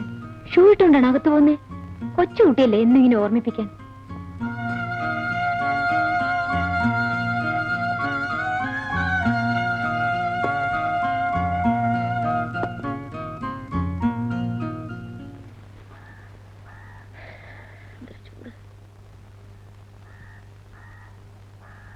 കൊച്ചിനെ വെച്ചോണ്ട് സുഖമായിട്ടിരിക്കുന്നുണ്ടോ? എടി പെണ്ണെ, നീ കൊച്ചിനെ വെച്ചിട്ടിരുന്ന പണിയൊന്നും എടുക്കണ്ടേ? കൊച്ചിനെ എവിടെയാണ് കിടത്തിലൊന്ന് ജോലി എടുക്ക്. മോൻ കരഞ്ഞിട്ടാ? ആ, കുഞ്ഞുങ്ങളായ കരയൊക്കെ ചെയ്യും. നീ ആദ്യമായിട്ട് പ്രസവിച്ചത് കൊണ്ടാ. 2-3 ആകുമ്പോ ഒക്കെ ശരിയായിക്കോളും. ചെല്ല്, ഇല്ലെങ്കിൽ വാർഡൻ ഞങ്ങളെയാ ചീത്ത പറയുന്നത് അല്ലേടി? ആ ചെല്ലു വേണ്ടേ? നീ വാങ്ങിച്ചിരിക്കുന്നു.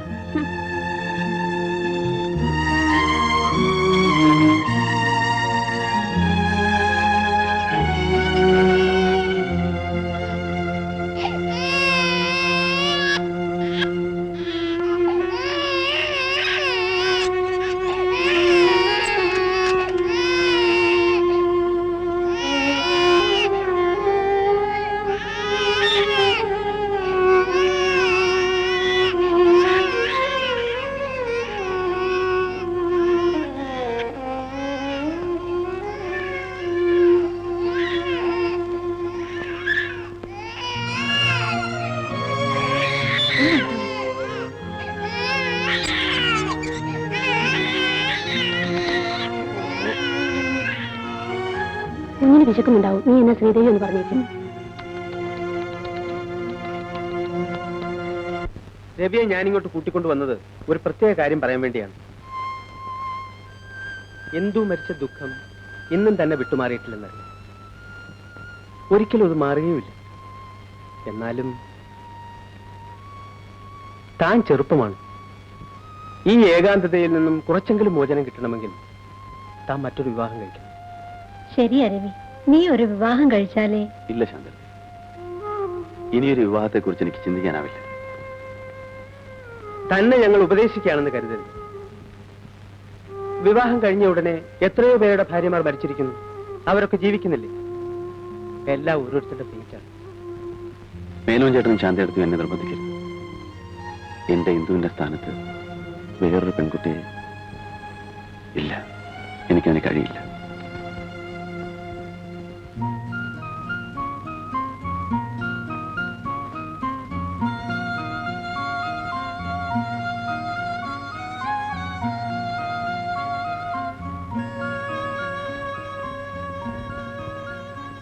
രവിയേട്ടനല്ലേ ശ്രീദേവിക്ക് ശിക്ഷ വാങ്ങിച്ചു കൊടുത്തത്? ശാപം കിട്ടുമെന്ന് എനിക്ക് പേടി.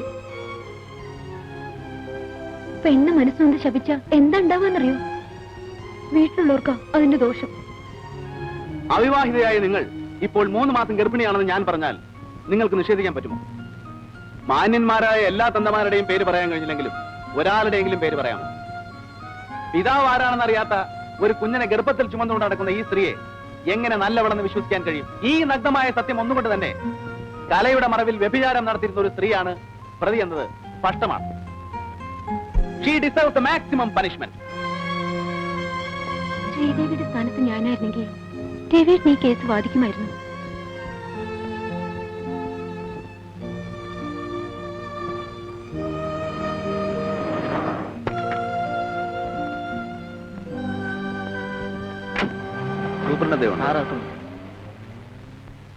ഹലോ, താനെന്താടോ പതിവില്ലാതെ ഇങ്ങോട്ടൊക്കെ? പിന്നെ എന്തൊക്കെയുണ്ട്? തന്റെ തീരുമാനത്തിന് വല്ല മാറ്റവും ഉണ്ടായോ? ആദ്യമൊക്കെ നമുക്ക് മറക്കാൻ കഴിയില്ലെന്നും മറ്റൊരു വിവാഹം വേണ്ടെന്നുമൊക്കെ തോന്നും. പിന്നെ കാലമല്ലേടോ, അവൻ ചില പൊടിക്കൈകളൊക്കെ ഉപയോഗിച്ച് നമ്മുടെ തീരുമാനത്തെ തന്നെ ചിലപ്പോൾ മാറ്റിയെന്ന് വരും. ആ തീരുമാനത്തിന് മാറ്റമൊന്നും വന്നിട്ടില്ല. പിന്നെ ഞാൻ ഇപ്പൊ വന്നത് വേറൊരു കാര്യത്തിനാണ്. എന്താ കാര്യം? ഒരു കൊലക്കേസിൽ 7 കൊല്ലം ശിക്ഷിച്ച് ഇവിടെ ജയിലിൽ കഴിയുന്ന ഒരു പെൺകുട്ടിയുണ്ട്, ശ്രീദേവി. ശ്രീദേവി? ഓ, മനസ്സിലായി. അവളിപ്പോ പെൺകുട്ടിയൊന്നുമല്ല, ഒരു കുഞ്ഞിന്റെ അമ്മയാണ്. 6 മാസം മുമ്പ് അവള് പ്രസവിച്ചു. ഞങ്ങൾക്ക് കുറ്റവാളികളെ മാത്രം നോക്കിയാൽ പോരല്ലോ, അവർക്ക് ജനിക്കുന്ന കുഞ്ഞുങ്ങളെയും കൂടി നോക്കണം. എന്താ പ്രത്യേകിച്ച്? എനിക്ക് അവരെ ഒന്ന് കാണണം. എന്താ, അപ്പീൽ പോകാൻ വല്ല പരിപാടിയുണ്ടോ? അതിന് ഞാൻ പബ്ലിക് പ്രോസിക്യൂട്ടറല്ലേ. പിന്നെന്താണാവോ? ഇന്ദുവും ശ്രീദേവിയും തമ്മിൽ പരിചയക്കാരായിരുന്നു. എനിക്ക് അവരെ ഒന്ന് കണ്ടാക്കൊള്ളാമെന്നുണ്ട്. അതിനെന്താ, കാണാമല്ലോ. വരൂ.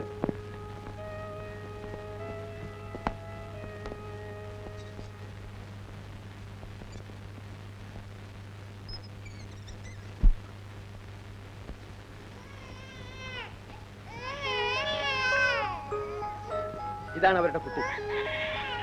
അവരെവിടെ പോയി? 3 നേരവും സുഭിക്ഷമായി ആഹാരം കൊടുക്കുന്നതല്ലേ. എന്തെങ്കിലും ജോലി ചെയ്യിക്കണ്ടേ? ഇവിടെ എവിടെയെങ്കിലും കാണും. ഞാൻ വിളിക്കാം. ശരി.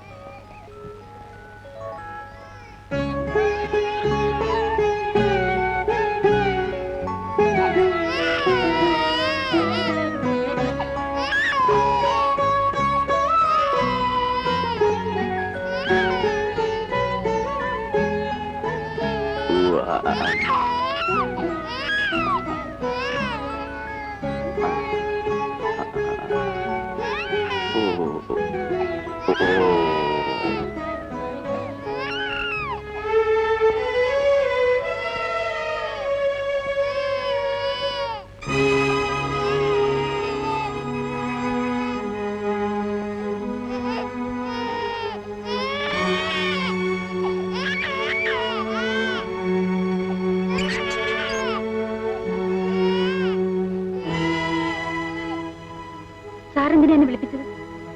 ശ്രീദേവിക്ക് എന്നെ മനസ്സിലായില്ലേ? മനസ്സിലായി. എന്തിനാ എന്നെ കാണുമെന്ന് പറഞ്ഞത്? ഞാൻ സൂപ്രണ്ട് മേനോനൊന്ന് കാണാൻ വന്നതാ. അപ്പോ ശ്രീദേവിയെ കൂടെ ഒന്ന് കണ്ടിട്ട് പോകാന്ന് കരുതി. അത്രയ്ക്കുള്ളൊരു ബന്ധമൊന്നും നമ്മൾ തമ്മിലില്ലല്ലോ. പിന്നെ വെറും ഒരു നേരം പോക്ക് അല്ലേ? അല്ല, എന്റെ ഭാര്യ ഇന്ദുവിന് ശ്രീദേവി വലിയ ഇഷ്ടമായിരുന്നു.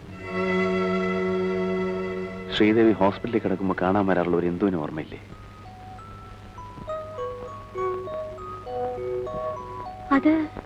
അത് സാറിന്റെ ഭാര്യയാണോ? അതെ. ഇന്ദുവിന് സുഖമാണോ സാർ? പ്രസവിച്ചെടുക്കുകയായിരിക്കും അല്ലേ? അല്ല, ഇന്ദു മരിച്ചുപോയി.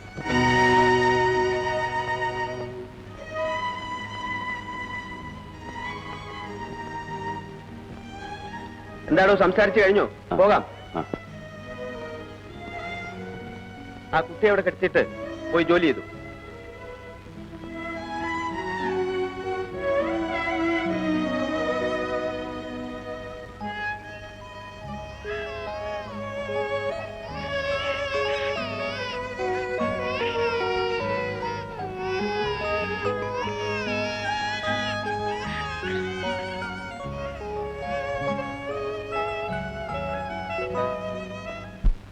താൻ എന്താണ് ഈ പറയുന്നത്? എവിടെയോ അലവലാതിയായി നടന്ന് ഒരു കൊലപാതകവും ചെയ്ത് ജയിലിൽ കഴിയുന്ന ഒരു സ്ത്രീയുടെ കുഞ്ഞിനെ തന്നെ എടുത്ത് വളർത്തണമെന്നുണ്ടോ? എടോ, ഇവിടെ ഒരുപാട് അനാഥാലയങ്ങളുണ്ട്. അവിടെ നിന്ന് ഏതെങ്കിലും ഒരു കുഞ്ഞിനെ എടുത്ത് വളർത്തിയാൽ ഇതിനേക്കാൾ അന്തസ്സാണ്. അനാഥയായ ഒരു കുഞ്ഞിനെ എടുത്ത് വളർത്തുക എന്നതല്ല എന്റെ ഉദ്ദേശം. പിന്നെ ഓ, താൻ 7 കൊല്ലത്തെ ശിക്ഷ വാങ്ങിക്കൊടുത്തതിലുള്ള വിഷമം കൊണ്ടായിരിക്കും. എടോ, ഇവിടെ ജീവപര്യന്തവും മരണശിക്ഷയും വിധിക്കപ്പെട്ട ഒരുപാട് പേരുണ്ട്. അവരോടൊക്കെ വക്കീലന്മാർക്ക് സിമ്പതി തോന്നി തുടങ്ങിയാൽ വിഷമിച്ചു പോത്തേ ഉള്ളൂ. തനിക്കിത് എന്തു പറ്റി, എന്താണെന്ന് വെച്ചാൽ തുറന്നു പറ, ഞാൻ പരിഹാരം ഉണ്ടാക്കി തരാം. മേനോൻ ചേട്ടാ, എന്റേതെന്ന് പറയാൻ എനിക്കൊരു കുട്ടിയില്ല. ഇന്ദുവിന് ശ്രീദേവി വലിയ ഇഷ്ടമായിരുന്നു. ശ്രീദേവിയുടെ കേസ് നടക്കുമ്പോൾ എങ്ങനെയെങ്കിലും അവളെ രക്ഷിക്കണമെന്ന് ഇന്ദു എന്നോട് പറയാറുണ്ടായിരുന്നു. അന്ന് ഞാനത് ചെയ്തില്ല. ഇന്ന് ആ സ്ത്രീയുടെ കുഞ്ഞ് ജയിലിൽ കിടന്ന് നരയിക്കുന്നത് കാണുമ്പോൾ അതിനോടൊരല്പം കരുണ കാണിക്കുന്നത് തെറ്റാണെന്നാണോ മേനോൻ ചേട്ടൻ പറയുന്നത്? ഞാൻ പറയാനുള്ളത് പറഞ്ഞു. ഇനിയൊക്കെ തന്റെ ഇഷ്ടം.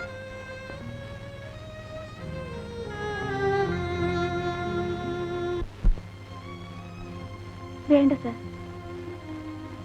എനിക്ക് ശിക്ഷ വാങ്ങി തന്നതിലുള്ള സഹതാപം കൊണ്ടായിരിക്കും ഇങ്ങനെ ഒരു തീരുമാനവുമായി സാറിപ്പോൾ വന്നത്. അല്ല, ഒരു തെറ്റും ചെയ്യാത്ത ഈ കുഞ്ഞെങ്കിലും നല്ല നിലയിൽ വളരട്ടെ എന്ന് കരുതിയാണ്. സർ, ഇപ്പോൾ കാട്ടുന്ന ഈ സഹതാപത്തേക്കാൾ എത്രയോ നന്നായിരുന്നു അന്ന് എനിക്കൊരു വധശിക്ഷ വാങ്ങി തന്നിരുന്നെങ്കിൽ ഞാനും എന്റെ മോനും ഒരുമിച്ച് ഒരു നിമിഷം കൊണ്ട്.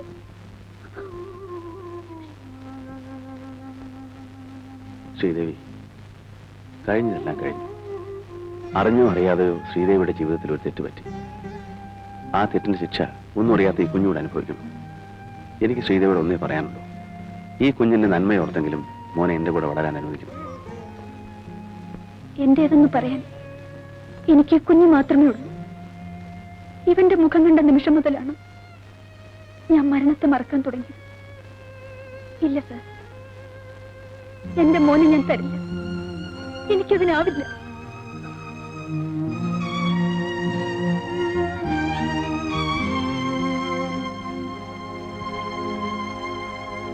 രവി, എന്താണ് ഈ പറയുന്നത്? ഒരു കുഞ്ഞിനെ എടുത്ത് വളർത്തുക എന്നത് അത്ര വലിയ തെറ്റാണോ? എനിക്ക് അതാണ് മനസ്സിലാകുന്നത്. കുഞ്ഞിനെ എടുത്ത് വളർത്തുന്നത് മനുഷ്യത്വമാണെന്ന് ഞാൻ പറയും, തെറ്റാണെന്ന് പറയുന്നില്ല. എന്നാൽ കൊലക്കുറ്റത്തിന് ശിക്ഷിക്കപ്പെട്ട് ജയിലിൽ കഴിയുന്ന ഒരു സ്ത്രീയുടെ കുഞ്ഞിനെ എടുത്ത് വളർത്താൻ മാത്രം രവിയും ആ സ്ത്രീയും തമ്മിലുള്ള ബന്ധം എന്താണ്? ഒരു ബന്ധവുമില്ല. ശശികലയ്ക്ക് അറിയാമോ, ശ്രീദേവിയുടെ കേസ് നടക്കുന്ന ദിവസങ്ങളിലൊക്കെ ഞാൻ വീട്ടിൽ കയറി ചെല്ലുമ്പോൾ ഇന്ദു ആദ്യം ചോദിക്കുന്നത് ശ്രീദേവിയെ കുറിച്ചായിരുന്നു. ശ്രീദേവിയെ ശിക്ഷിച്ചു എന്നറിഞ്ഞപ്പോൾ നമ്മുടെ പ്രൊഫഷനെ കുറിച്ച് അറിയാനിട്ടാണെങ്കിൽ കൂടി അന്ന് അവൾ എന്നെ ഒരുപാട് കുറ്റപ്പെടുത്തി. എന്റെ ഇന്ദു ജീവിച്ചിരുന്നപ്പോൾ ആ കുറ്റപ്പെടുത്തലിലൊന്നും ഞാൻ കാര്യമായിട്ടെടുത്തില്ല. പക്ഷേ ഇന്ന് അതേക്കുറിച്ച് ഓർക്കുമ്പോൾ കൂടുതലൊന്നും എന്നോട് ചോദിക്കരുത്. ശ്രീദേവിയുടെ അഡ്വക്കേറ്റ് എന്ന നിലയിൽ ശശികല പറഞ്ഞാൽ ശ്രീദേവി സമ്മതിച്ചേക്കും. അത് ചെയ്യാൻ കഴിയുമെന്ന് മാത്രമാണ് എനിക്കറിയേണ്ടത്. ഞാൻ പറഞ്ഞു നോക്കാം. ഇല്ല, എന്റെ കുഞ്ഞിനെ ഞാൻ ആർക്കും കൊടുക്കില്ല. എനിക്ക് എന്റെ കുഞ്ഞിനെ കാണാതെ കഴിയാൻ പറ്റില്ല. കുഞ്ഞുമായി ഇവിടെ എത്ര നാൾ കഴിയാമെന്നാണ് ശ്രീദേവിയുടെ വിചാരം? കുഞ്ഞിന് 1 വയസ്സ് തികയുന്നത് വരെ മാത്രമേ ഇവിടെ താമസിക്കാൻ പാടുള്ളൂ എന്നാണ് നിയമം. 1 വർഷം തികഞ്ഞാൽ കുഞ്ഞിനെ നിയമപ്രകാരം ഏതെങ്കിലും ഒരു അനാഥാലയത്തിലേക്ക് മാറ്റും. 1 വയസ്സാകുമ്പോൾ ശ്രീദേവി തന്റെ അമ്മയാണെന്ന് കുഞ്ഞിന് മനസ്സിലാകാനും തുടങ്ങും. അപ്പോഴുള്ള അകൽച്ചയേക്കാൾ നല്ലത് ഇപ്പോഴേ.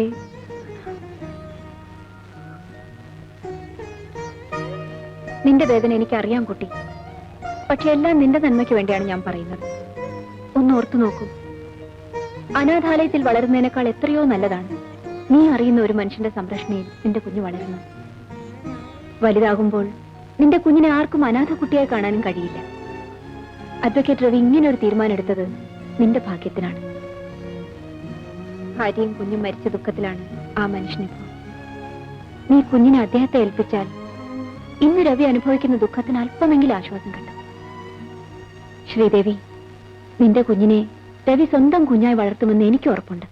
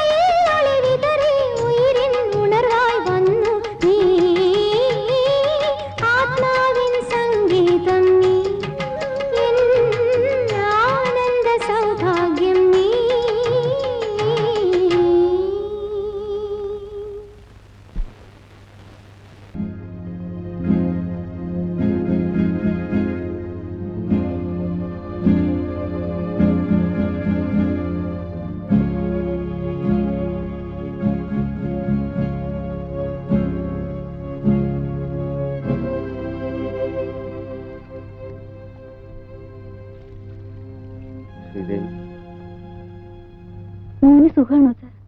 അവൻ എപ്പോഴും മമ്മിയെ കാണണമെന്ന് പറഞ്ഞ് ശാഠ്യം പിടിക്കാറുണ്ട്. ഞാൻ ജയിലിലാണെന്ന കാര്യം എന്റെ മോൻ ഒരിക്കലും അറിയരുത്. ശ്രീദേവിക്കുന്ന തീയതി എത്രയാണെന്നറിയാം?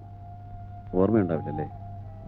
പുറത്തുള്ളവരെക്കാൾ തീയതിയും ദിവസവും കൃത്യമായി ഓർക്കുന്നത് അകത്ത് കഴിയുന്ന ഞങ്ങളായിരിക്കും. ഇന്ന് 7-ാം തീയതി അല്ലേ? അടുത്ത മാസം 7-ാം തീയതി ശ്രീദേവിയുടെ ശിക്ഷയുടെ കാലാവധി തീരുകയാണ്. ശ്രീദേവിയിൽ നിന്ന് ചില കാര്യങ്ങൾ അറിയാൻ ഞാൻ ആഗ്രഹിക്കുന്നു. അനിക്കുട്ടന്റെ അച്ഛനാരാണ്?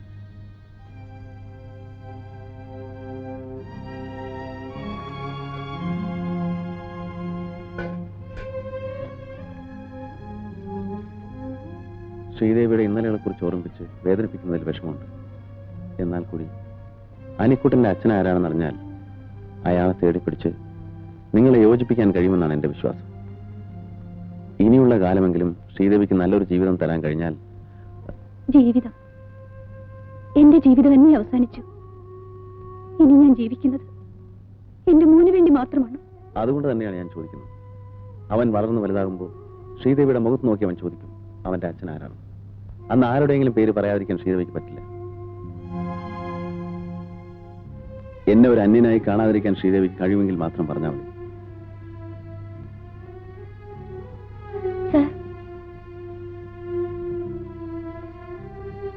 എല്ലാം ഞാൻ പറയാം.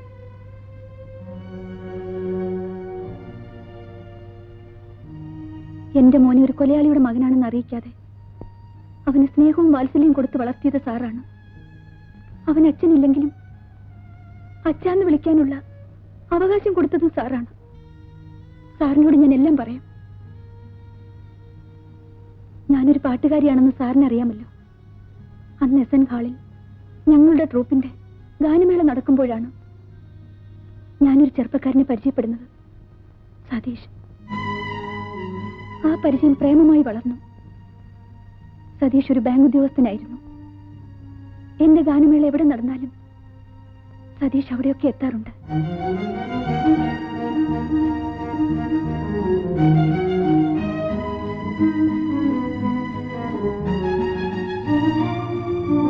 ഞാൻ എന്റെ മനസ്സ് മാത്രമല്ല സതീഷിന് കൊടുത്തത്, എന്നെ തന്നെ കൊടുത്തു.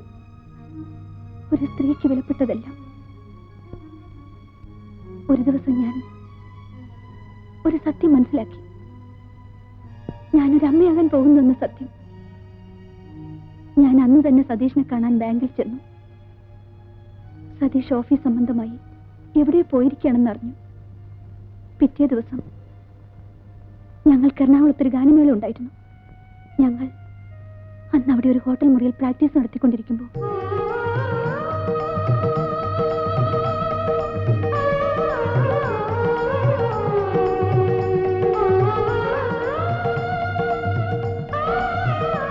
മാനേജർ സാറേ, ഇതൊരു തല്ലിപ്പൊളി ഹോട്ടലാ. അപ്പുറത്തൊക്കെ പോലീസ് റൈഡ് നടക്കുന്നേ. റൈഡ്? ആ.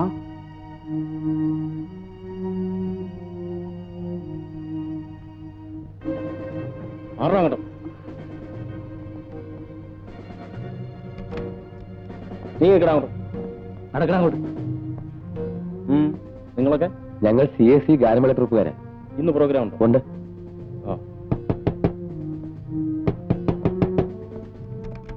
എന്താ ഇവിടെ? തുറക്കുന്നില്ല സാർ. മാറും. തുറക്കടോ. തുറക്കാൻ. എന്താണ് തുറക്കാൻ ഇത്ര താമസം? ഇറങ്ങി വേടി.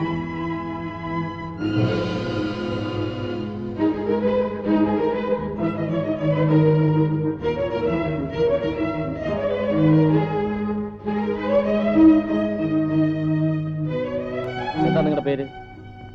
രാജീവ്. എവിടെയാ സ്വദേശം? കാലിക്കറ്റ്. ഈ സ്ത്രീ നിങ്ങളുടെ ആരാ?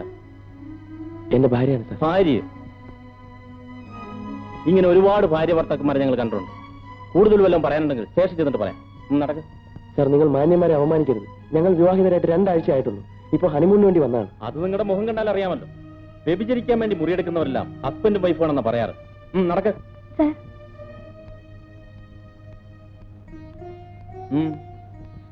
ഇവരുടെ മാരേജ് കഴിഞ്ഞതാണ്.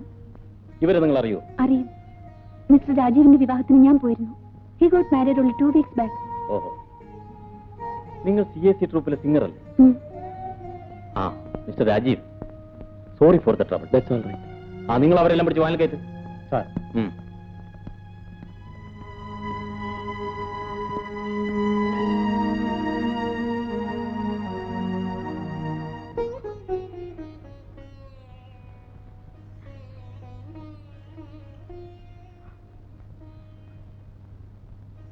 എന്നെ വിവാഹം കഴിക്കാമെന്ന് പറഞ്ഞ് വിശ്വസിപ്പിച്ച് എന്റെ എല്ലാം കവർന്നെടുത്ത സ്വന്തം കാമുകനെ മറ്റൊരു സ്ത്രീയോടൊപ്പം ഹോട്ടൽ മുറിയിൽ വെച്ച് വ്യഭിചാര കുറ്റത്തിന് അറസ്റ്റ് ചെയ്തപ്പോൾ അവർ ഭാര്യ ഭർത്താക്കന്മാരാണെന്ന് പറഞ്ഞ് പോലീസിന്റെ മുമ്പിൽ സാക്ഷ്യപത്രം നൽകി കാമുകനെ രക്ഷിച്ച ഒരു കാമുകയും ഈ ലോകത്തുണ്ടാവില്ല സർ. ആ മനുഷ്യന് വേണ്ടി ഞാൻ അതും ചെയ്തു. പിറ്റേ ദിവസം ഞാൻ സതീഷിനെ കാണാൻ ചെന്നു. ഒരു പുരുഷനെ ജീവന് തുല്യം സ്നേഹിക്കുന്ന ഒരു പെണ്ണിന് സഹിക്കാനാവാത്ത കാഴ്ചയാണ് ഞാൻ ആ ഹോട്ടൽ മുറിയിൽ വെച്ച് കണ്ടത്. അത് ഞാൻ സഹിക്കാം. സതീഷ് എന്നെ ഉപേക്ഷിക്കരുത്. ഉപേക്ഷിക്കുമെന്ന് ആര് പറഞ്ഞു? ഈ പെണ്ണുങ്ങൾക്ക് ഒരു കുഴപ്പമുണ്ട്. പ്രേമിച്ചു കഴിഞ്ഞാൽ അടുത്ത സ്റ്റേജ് ഉടനെ വിവാഹം കഴിക്കാം. ഒരു പുരുഷനെ സംബന്ധിച്ചിടത്തോളം വിവാഹം എന്ന് പറയുന്നത് അങ്ങനെ പെട്ടെന്ന് ചെയ്യാൻ പറ്റുന്ന ഒരു കാര്യമല്ല. അവന്റെ ഉദ്യോഗം, സ്റ്റാറ്റസ്, അങ്ങനെ എന്തെല്ലാം നോക്കണം. എന്റെ ഇന്നത്തെ സ്ഥിതി അനുസരിച്ച് ശ്രീദേവിയെ ഉടനെ വിവാഹം കഴിക്കാനുള്ള ചുറ്റുപാടിലല്ല ഞാൻ. അടുത്ത ആഴ്ച ഞാൻ കുവൈറ്റിൽ പോകും. പിന്നെ എന്നാണ് തിരിച്ചു വരുന്നതെന്ന് എനിക്ക് തന്നെ പറയാൻ പറ്റും. സതീഷ്, ഞാനൊരു പാവമാണ്, ആരോരും ഇല്ലാത്തവളാണ്. സതീഷ് എന്നെ വിവാഹം കഴിച്ചില്ലെങ്കിൽ ഗർഭിണിയായി ഞാൻ. അതാണ് ഞാൻ പറഞ്ഞ അബോർട്ട് ചെയ്യാം. സതീഷ്, ഗർഭത്തിന്റെ ലക്ഷണം കണ്ടു തുടങ്ങിയിട്ടല്ലേ ഉള്ളൂ. ഈ സ്റ്റേജ് ആകുമ്പോൾ ഒരു കുഴപ്പമുണ്ടാവില്ല. ഇല്ല, ഞാനതിന് സമ്മതിക്കില്ല. അപ്പൊ ഞാൻ പറഞ്ഞാൽ നീ അനുസരിക്കില്ലല്ലേ? വേണ്ട, നിന്റെ ഇഷ്ടം പോലെ ചെയ്തോ. ഒരു കാര്യം ഞാൻ തീർത്തു പറഞ്ഞേക്കാം, നിന്നെ വിവാഹം കഴിക്കാൻ എനിക്ക് സാധിക്കില്ല. എന്തെങ്കിലും വാഗ്ദാനങ്ങൾ ഞാൻ തന്നിട്ടുണ്ടെങ്കിൽ അത് മനസ്സിൽ കൊണ്ടുവന്നോട്ട് യാതൊരു കാര്യമില്ല. പെണ്ണുങ്ങളായ ഗർഭിണികളാവും. ഒരു കലാകാരി കൂടി ആവുമ്പോ അത് സാധാരണ സംഭവമാണ്. അതിന് ശ്രീദേവി ഇത്ര വറീഡാവുന്നതിന് നാളെ ഹോസ്പിറ്റലിലേക്ക് എന്നാ മതി. എല്ലാം ഞാൻ ഡോക്ടറോട് പറഞ്ഞിട്ടുണ്ട്. വരട്ടെ. സതീഷ്, എന്റെ ജീവിതം നശിപ്പിച്ചുകൊണ്ട് നിങ്ങൾ എവിടെയും പോകാമെന്ന് വിചാരിക്കണ്ട. നിങ്ങളെ ഞാൻ കുവൈറ്റിലേക്ക് വിടില്ല. ഞാൻ ബാങ്കിൽ വന്ന് നിങ്ങളും ഞാനും തമ്മിലുള്ള ബന്ധം എല്ലാവരോടും വിളിച്ചു പറയും. പേടിപ്പിക്കാൻ എടി പെണ്ണേ, നിന്നേക്കാൾ വലിയ എത്രയോ പേരെ ഞാൻ കണ്ടിരിക്കുന്നു. ആ വേല അങ്ങ് മനസ്സിൽ വെച്ചാൽ മതി.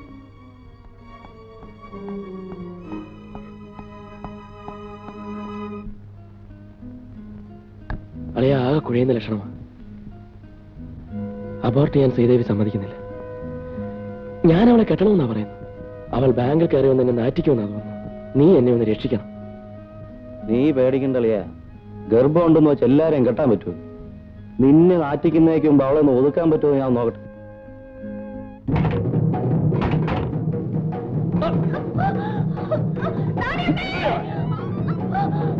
നിനക്ക് സതീഷിനെ തന്നെ വിവാഹം കഴിക്കില്ല ലേഡി. നിന്റെ വയറ്റിൽ കിടക്കുന്ന കൊച്ചിനെ കണ്ട സതീഷാണെന്ന് പറഞ്ഞ് ഈ ബാങ്കിൽ ചെന്നവനെ നാറ്റുമല്ലേ? അവന് മാത്രം എന്റെ പേരോട് നിന്റെ ലിസ്റ്റ് ചേർത്തോ.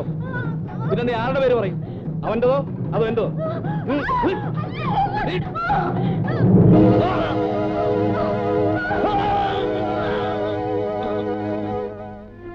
ഇത്രയും വലിയ ക്രൂരത ശ്രീദേവിയോട് കാട്ടിയിട്ടും ആ മനുഷ്യനാണ് ശ്രീദേവിയുടെ കുഞ്ഞിന്റെ അച്ഛനെന്ന് എന്തുകൊണ്ട് കോടതിയിൽ പറഞ്ഞില്ല? കോടതിയിലല്ല, സാക്ഷാൽ ഈശ്വരനോട് പറഞ്ഞാൽ പോലും ഒരിക്കലും ഒരു പരിഹാരം ഉണ്ടാവാൻ പോകുന്നില്ലെന്ന് എനിക്കറിയാമായിരുന്നു. എനിക്ക് വേണമെങ്കിൽ ആ മനുഷ്യനോട് പക വീട്ടാമായിരുന്നു. പക്ഷെ ഞാനത് ചെയ്തില്ല. എനിക്കതറിയില്ല. സ്നേഹിക്കാനേ എനിക്കറിയൂ. എല്ലാം എന്റെ തെറ്റാണ്. ഞാൻ ആ മനുഷ്യനെ സ്നേഹിച്ചതും വിശ്വസിച്ചതുമല്ല.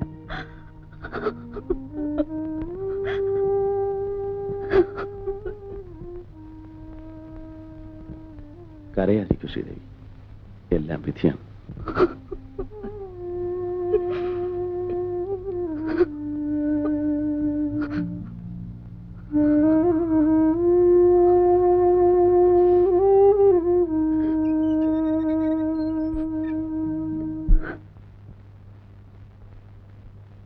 മോനെ, ഡാഡി വരട്ടെ?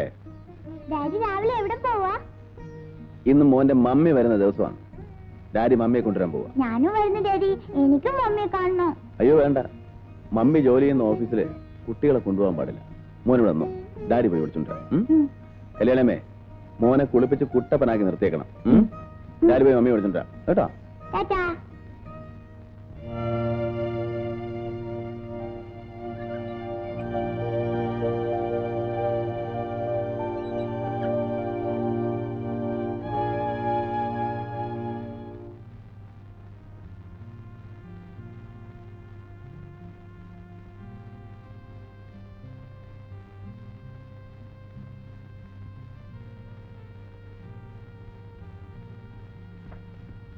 കയറും.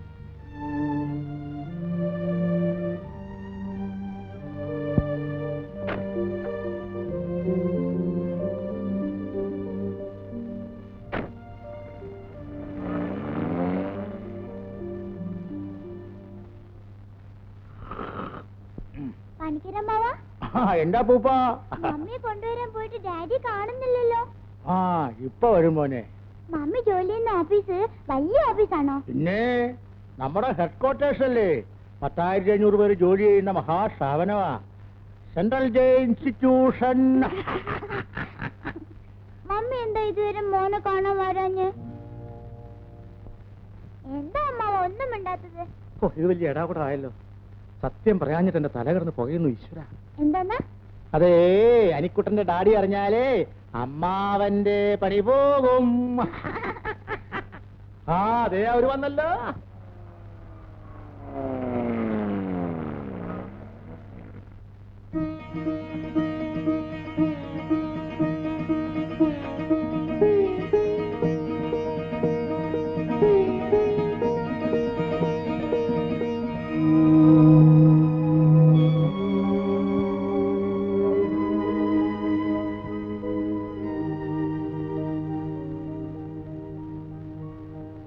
ഇതാണ് മോനെ നിന്റെ മമ്മി.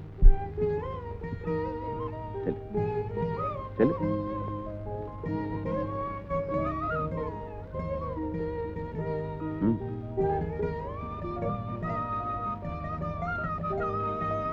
മമ്മി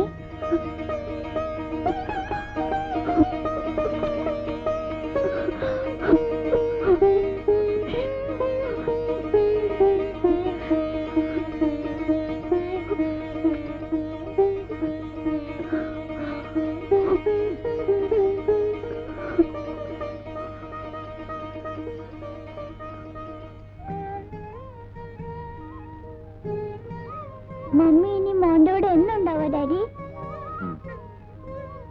മോൻ വിളിച്ചു തുടങ്ങിയത് അങ്ങനെയാണ്, പിന്നെ തിരുത്താൻ പോയില്ല. വരും. വാ മമ്മി.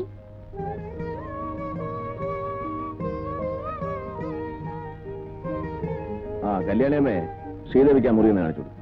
ശരി, മമ്മിയുടെ മുറി ഞാൻ കാണിച്ചു തരാം. വാ.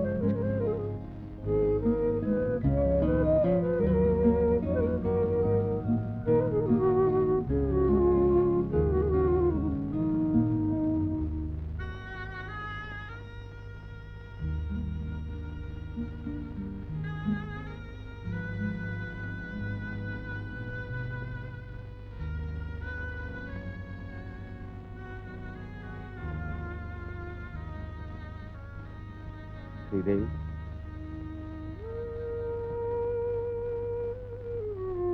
ശ്രീദേവി ഉറങ്ങിയില്ലേ? മോന് ഉറങ്ങാൻ വേണ്ടി കാത്തിരുന്നത്. എന്നും അനിക്കുട്ടൻ എന്റെ കൂടെയാ ഉറങ്ങാറ്. ഇന്ന് മോനില്ലാത്തതുകൊണ്ട് അമ്മയെ കണ്ടപ്പോ ഡാഡിയെ എന്നെ മറന്നു. ശ്രീദേവി കിടന്നോളൂ.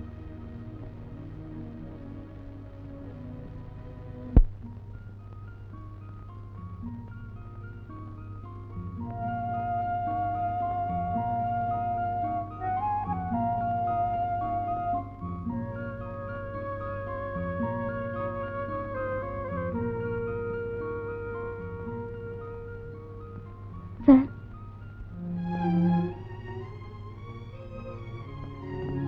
എന്താ ശ്രീദേവി? സാർ, എന്നെയും മോനെയും നാളെ രാവിലെ ഇവിടുന്ന് പോകാൻ അനുവദിക്കണം. എങ്ങോട്ട്? ഇത് അനിക്കുട്ടന്റെ വീടാണ്. അവനോടൊപ്പം അവന്റെ അമ്മയ്ക്ക് ഇവിടെ താമസിക്കാം. വേണ്ട സാർ, ഞാനും എന്റെ മോനും സാറിനൊരു ഭാരമാകരുത്. എന്റെ മോനുമായി ഞാൻ എവിടെയെങ്കിലും പൊയ്ക്കൊള്ളാം.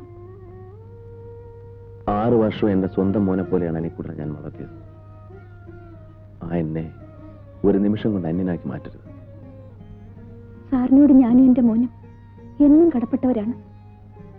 എന്റെ മോനെ ഇരുട്ടറയിൽ നിന്ന് കൂട്ടിക്കൊണ്ടുവന്ന് ഒരു കൊലയാളിയുടെ മകനാണെന്ന് അറിയിക്കാതെ വളർത്തിയത് സാറാണ്. ആ നന്ദിയും സ്നേഹവും എനിക്കെന്നും ഉണ്ടായിരിക്കും. ജയിൽ ശിക്ഷ അനുഭവിച്ച് പുറത്തു വന്ന എന്നെ ഈ വീട്ടിൽ താമസിപ്പിച്ചാൽ തകർന്നു വീഴുന്നത് സാറിന്റെ അഭിമാനമായിരിക്കും. നഷ്ടപ്പെടുന്ന എന്റെ അഭിമാനത്തെ ഓർത്ത് ശ്രീദേവി വിഷമിക്കണ്ട. ശ്രീദേവി അനിക്കുട്ടനെയും കൊണ്ട് തെരുവിലേക്ക് ഇറങ്ങി പോകാനാണോ തീരുമാനിച്ചിരിക്കുന്നത്?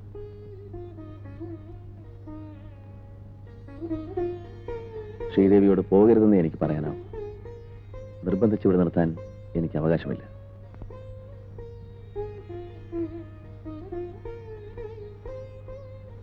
പോകരുത്, please.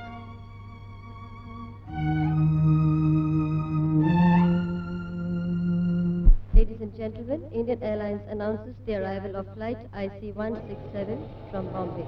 Thank you.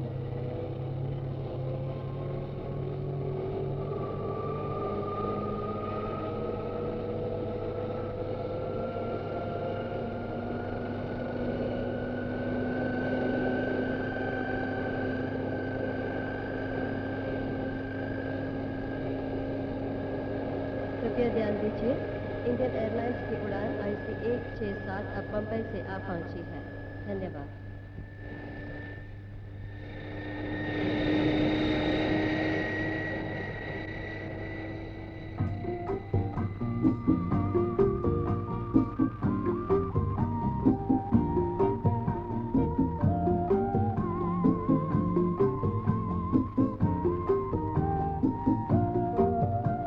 Your kind attention, please. Passengers proceeding to Bombay on Indian Airlines flight IC-168 who have checked in at the traffic counter ചേട്ടാ, are requested to check through security. ഇതെന്റെ ചേട്ടനാണ്. വാ, പരിചയപ്പെടുത്താം. Thank you. യാത്ര സുഖമായിരുന്നോ? ചേട്ടൻ വന്നിട്ട് അധികം നേരമായോ? Flight 1 hour late ആയിരുന്നു. ആ ചേട്ടാ, ഇത് മിനി കുവൈറ്റ് എയർവേസിൽ വർക്ക് ചെയ്യുന്നു. തൃശ്ശൂരാണ് വീട്. ഇതെന്റെ ചേട്ടൻ. അറിയാം, സതീഷ് എപ്പോഴും പറയാറുണ്ട്. നമുക്ക് പോവാം. ആ മിനിയുടെ വീട്ടിൽ ആരെങ്കിലും വന്നിട്ടുണ്ട്? ഡാഡിക്ക് നല്ല സുഖമില്ല. ഡ്രൈവർ വന്നിട്ടുണ്ടോ? വരട്ടെ. See you. ഓക്കെ.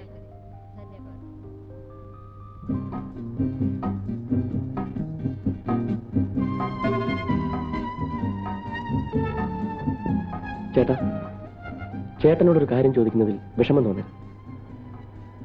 ചേട്ടൻ ഏതോ ഓർഫണേജിൽ നിന്നും ഒരു കുട്ടിയെടുത്ത് വളർത്തുന്നു എന്ന് കേട്ടു. അതെ, ഓർഫനേജിൽ നിന്നല്ല, ജയിലിൽ നിന്ന്. ജയിലിൽ നിന്ന്? അതെ, ഒരു മർഡർ കേസിൽ 7 വർഷം ശിക്ഷിച്ച് ജയിലിൽ കഴിഞ്ഞിരുന്ന ഒരു സ്ത്രീയുടെ കുട്ടിയെ. ഒരു കുട്ടിക്ക് വേണ്ടിയായിരുന്നെങ്കിൽ ചേട്ടൻ മറ്റൊരു വിവാഹം കഴിക്കാമായിരുന്നു. ഞാനത് എഴുതിയതുമാണ്. ചേട്ടൻ ഈ കാട്ടിയത് നമ്മുടെ അന്തസ്സിന് ഒട്ടും യോജിച്ചല്ല. ഇന്ന് ചേട്ടൻ ഒരു ജഡ്ജിയാണ്, അതുപോലും ചേട്ടൻ മറന്നു. വക്കീലായാലും ജഡ്ജി ആയാലും മനുഷ്യന്റെ മനസ്സിലെ വികാരങ്ങളെല്ലാം ഒന്നല്ലേ?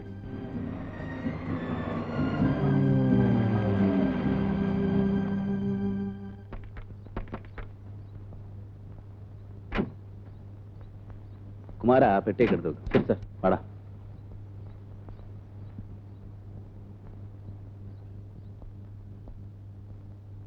ആ, നീ അനിക്കുട്ടനെ കണ്ടിട്ടില്ലല്ലോ. അനിക്കുട്ടാ, അനിക്കുട്ടാ, വാ. ഡാഡി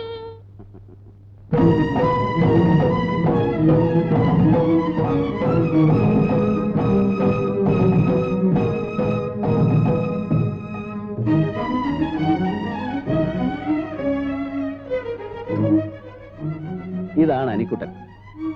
ഇത് അനിക്കുട്ടന്റെ അമ്മ ശ്രീദേവി. ശ്രീദേവി, ഇത് എന്റെ അനിയൻ സതീഷ്, കുവൈറ്റിലായിരുന്നു. ആ, നീ കുളിച്ച് ഫ്രഷ് വാ. ഡാഡി എന്താ ഇത്രയും താമസം? ഡാഡി അങ്കിളിനെ കൊണ്ടുവരാൻ എയർപോർട്ടിൽ പോയിരുന്നു.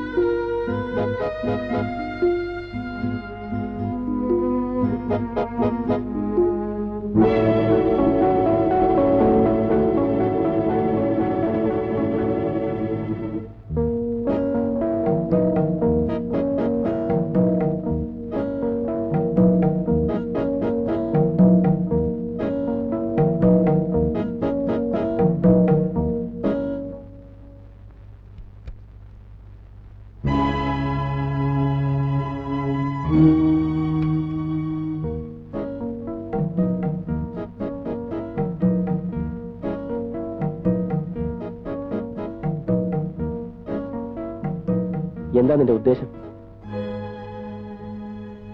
എന്നോട് പ്രതികാരം ചെയ്യാൻ വേണ്ടിയായിരിക്കും നീ ഈ വീട്ടിൽ തന്നെ കയറി വന്നു. വീണ്ടും എന്നെ കണ്ടുമുട്ടുമെന്ന് പ്രതീക്ഷിച്ചില്ല അല്ലേ? അതും ഈ വീട്ടിൽ വെച്ച്. നീ എത്രയും വേഗത്തിൽ ഇവിടെ ഇറങ്ങിപ്പോണം. കണ്ട അലവലാതിയൊക്കെ കിടന്നുറങ്ങാനുള്ള വീടല്ലേ. ചേട്ടനെ നാട്ടുകാരെ അറിയിപ്പിച്ച് എന്റെ അന്തസ്സും അഭിമാനവും തകർക്കാനാണ് നിന്റെ ഭാവമെങ്കിൽ അന്തസ് സ്നേഹത്തിന്റെ പേര് പറഞ്ഞെന്നെ ചതിച്ച് ഒരു കുഞ്ഞിനെ സമ്പാദിച്ചു തന്നിട്ട് ഒരു കള്ളനെ പോലെ നാട് വിട്ടോടിയ നിങ്ങൾ അന്തസ്സിനെ കുറിച്ച് പറയുന്നു. നിർത്തടി. കലയുടെ പേരും പറഞ്ഞ് കണ്ടവന്റെ കൂടെയൊക്കെ അന്തി ഉറങ്ങിയിട്ട് അച്ഛനാരാണെന്ന് നിനക്ക് പോലും തറപ്പിച്ചു പറയാൻ കഴിയാത്ത ഈ കുഞ്ഞിന്റെ പിതൃത്വം എന്റെ തലയിൽ കെട്ടിവെക്കാനാണ് നിന്റെ ഭാവമെങ്കിൽ നടക്കാൻ പോകുന്നില്ല. Mister Satish, mind your words.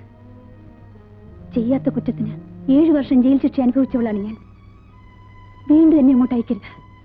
പണ്ടും നീ ഇതുപോലെ എന്റെ നേരെ ഭീഷണികൾ മുഴക്കിയിട്ടുള്ളതാണ്. അന്ന് നിനക്ക് എന്നെ ഒരു ചുക്കും ചെയ്യാൻ കഴിഞ്ഞില്ല. അതിന് പകരം വീട്ടാനായിരിക്കും ഭാര്യ മരിച്ച എന്റെ ചേട്ടനെ നീ ഇപ്പോൾ മയക്കിയെടുത്തിരിക്കുന്നത്. ചേട്ടന്റെയും അനിയന്റെയും കുട്ടികളെ പ്രസവിക്കാനുള്ള മഹത്വമൊന്നും എന്റെ ഗർഭപാത്രത്തിനില്ല. നാളെ രാവിലെ നിന്റെ ഈ കുഞ്ഞുമായി ഇവിടുന്ന് സ്ഥലമിട്ടോണം. അല്ലെങ്കിൽ നീ ഇറങ്ങി വന്ന ജയിലിലേക്ക് എനിക്ക് പോകേണ്ടി വരും. ഓർമ്മിച്ചു.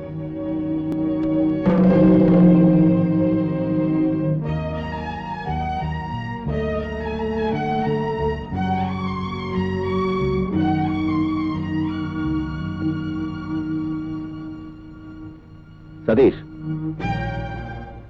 എനിക്ക് നിന്നോട് ചില കാര്യങ്ങൾ ചോദിച്ചറിയാനുണ്ട്. ശ്രീദേവി, ശ്രീദേവി,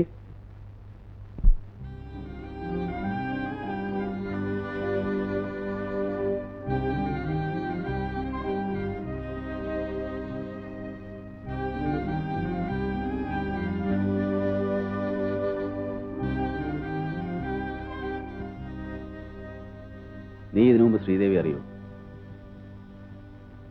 നിന്നോടാ ചോദിച്ചത്. ഇല്ല. നിനക്കിവിടെ അറിയില്ലല്ലേടാ? ശ്രീദേവി എന്നോട് ജയിലിൽ വെച്ച് അവളുടെ കഥകൾ മുഴുവൻ പറഞ്ഞപ്പോ അവളുടെ കാമുകന്റെ പേര് സതീഷ് എന്നാണെന്നും അവന് കുവൈറ്റിലാണ് ജോലിയെന്നും കൂടെ അറിഞ്ഞപ്പോ അത് നീ ആയിരിക്കുമെന്ന് എനിക്ക് അന്നേ സംശയമുണ്ടായിരുന്നു. അതുകൊണ്ടാണ് 7 വർഷമായിട്ട് നാട്ടിലേക്ക് വരാതിരുന്ന നിന്നെ ഇപ്പൊ ഇങ്ങോട്ട് വിളിച്ചു വരുത്തിയത്. ചേട്ടാ, ചേട്ടൻ ഇവൾ പറയുന്നൊന്നും വിശ്വസിക്കരുത്. നമ്മുടെ കുടുംബത്തിന് ചീത്ത പേരുണ്ടാക്കാൻ വേണ്ടിയാണ് ഇവൾ ഇവിടെ വന്നിരിക്കുന്നത്.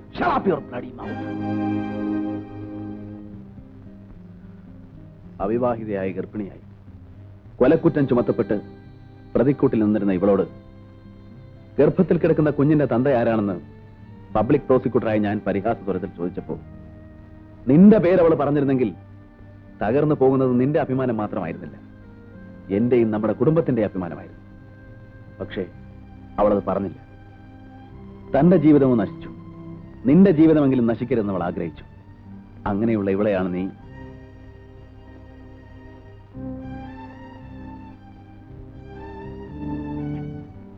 സതീഷ്. നിന്നെ സ്നേഹിച്ചതിന്റെ പേരിൽ 7 വർഷം ദുരിതം അനുഭവിക്കേണ്ടി വന്ന ഇവളെ ഇനിയും ദുഃഖിക്കാൻ നീ ഇടവരുത്തരുത്. നീ ഇവളെ സ്വീകരിക്കണം.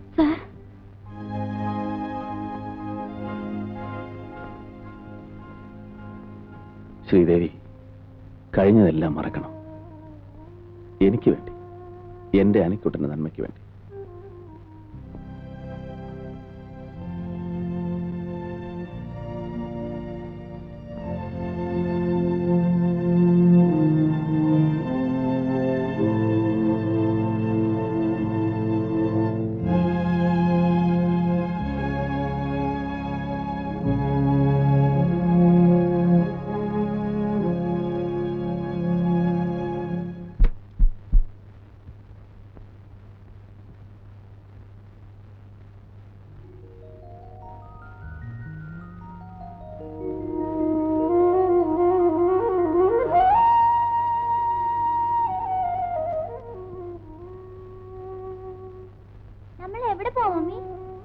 മമ്മിയുടെ വീട്ടിലേക്ക്.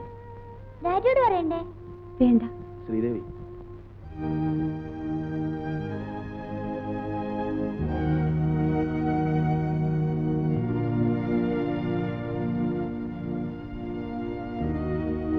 പോകാൻ തന്നെ തീരുമാനിച്ചു അല്ലേ? ഞാൻ ഇനി ഇവിടെ നിൽക്കാൻ പാടില്ല. പൊയ്ക്കോട്ടെ സാർ. ശ്രീദേവി, സതീഷ് ഒരു തെറ്റ് ചെയ്തു. ഒരു സ്ത്രീക്കും പൊറുക്കാനാവാത്ത തെറ്റാണ് അവൻ ചെയ്തിട്ടുള്ളതെന്ന് എനിക്കറിയാം. ഇന്നവൻ എന്നെ സ്വീകരിക്കാൻ തയ്യാറാണ്. എന്റെ നിർബന്ധം കൊണ്ടല്ല, അവന്റെ സ്വന്തം തീരുമാനമാണ്.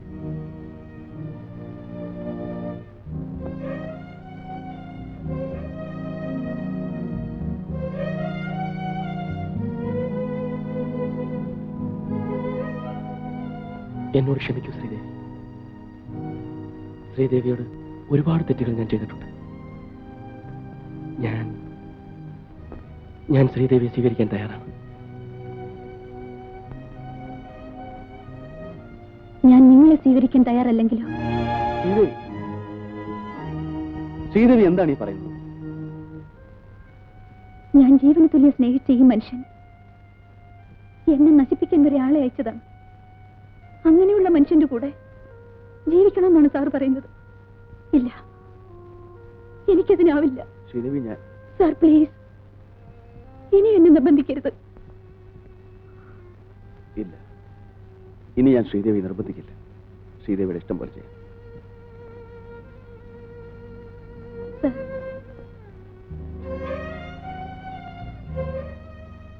അറിഞ്ഞോ അറിയാതെയോ ഞാൻ സാറിനെ വേദനിപ്പിച്ചിട്ടുണ്ടെങ്കിൽ എന്നോട് ക്ഷമിക്കും.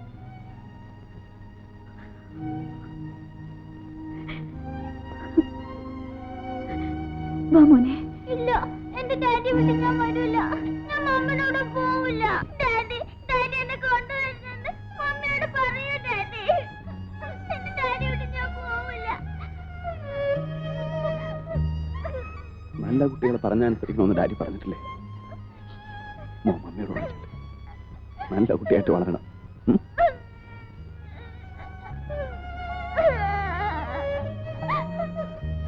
ചെല്ലു ചെല്ലു ചെല്ലു.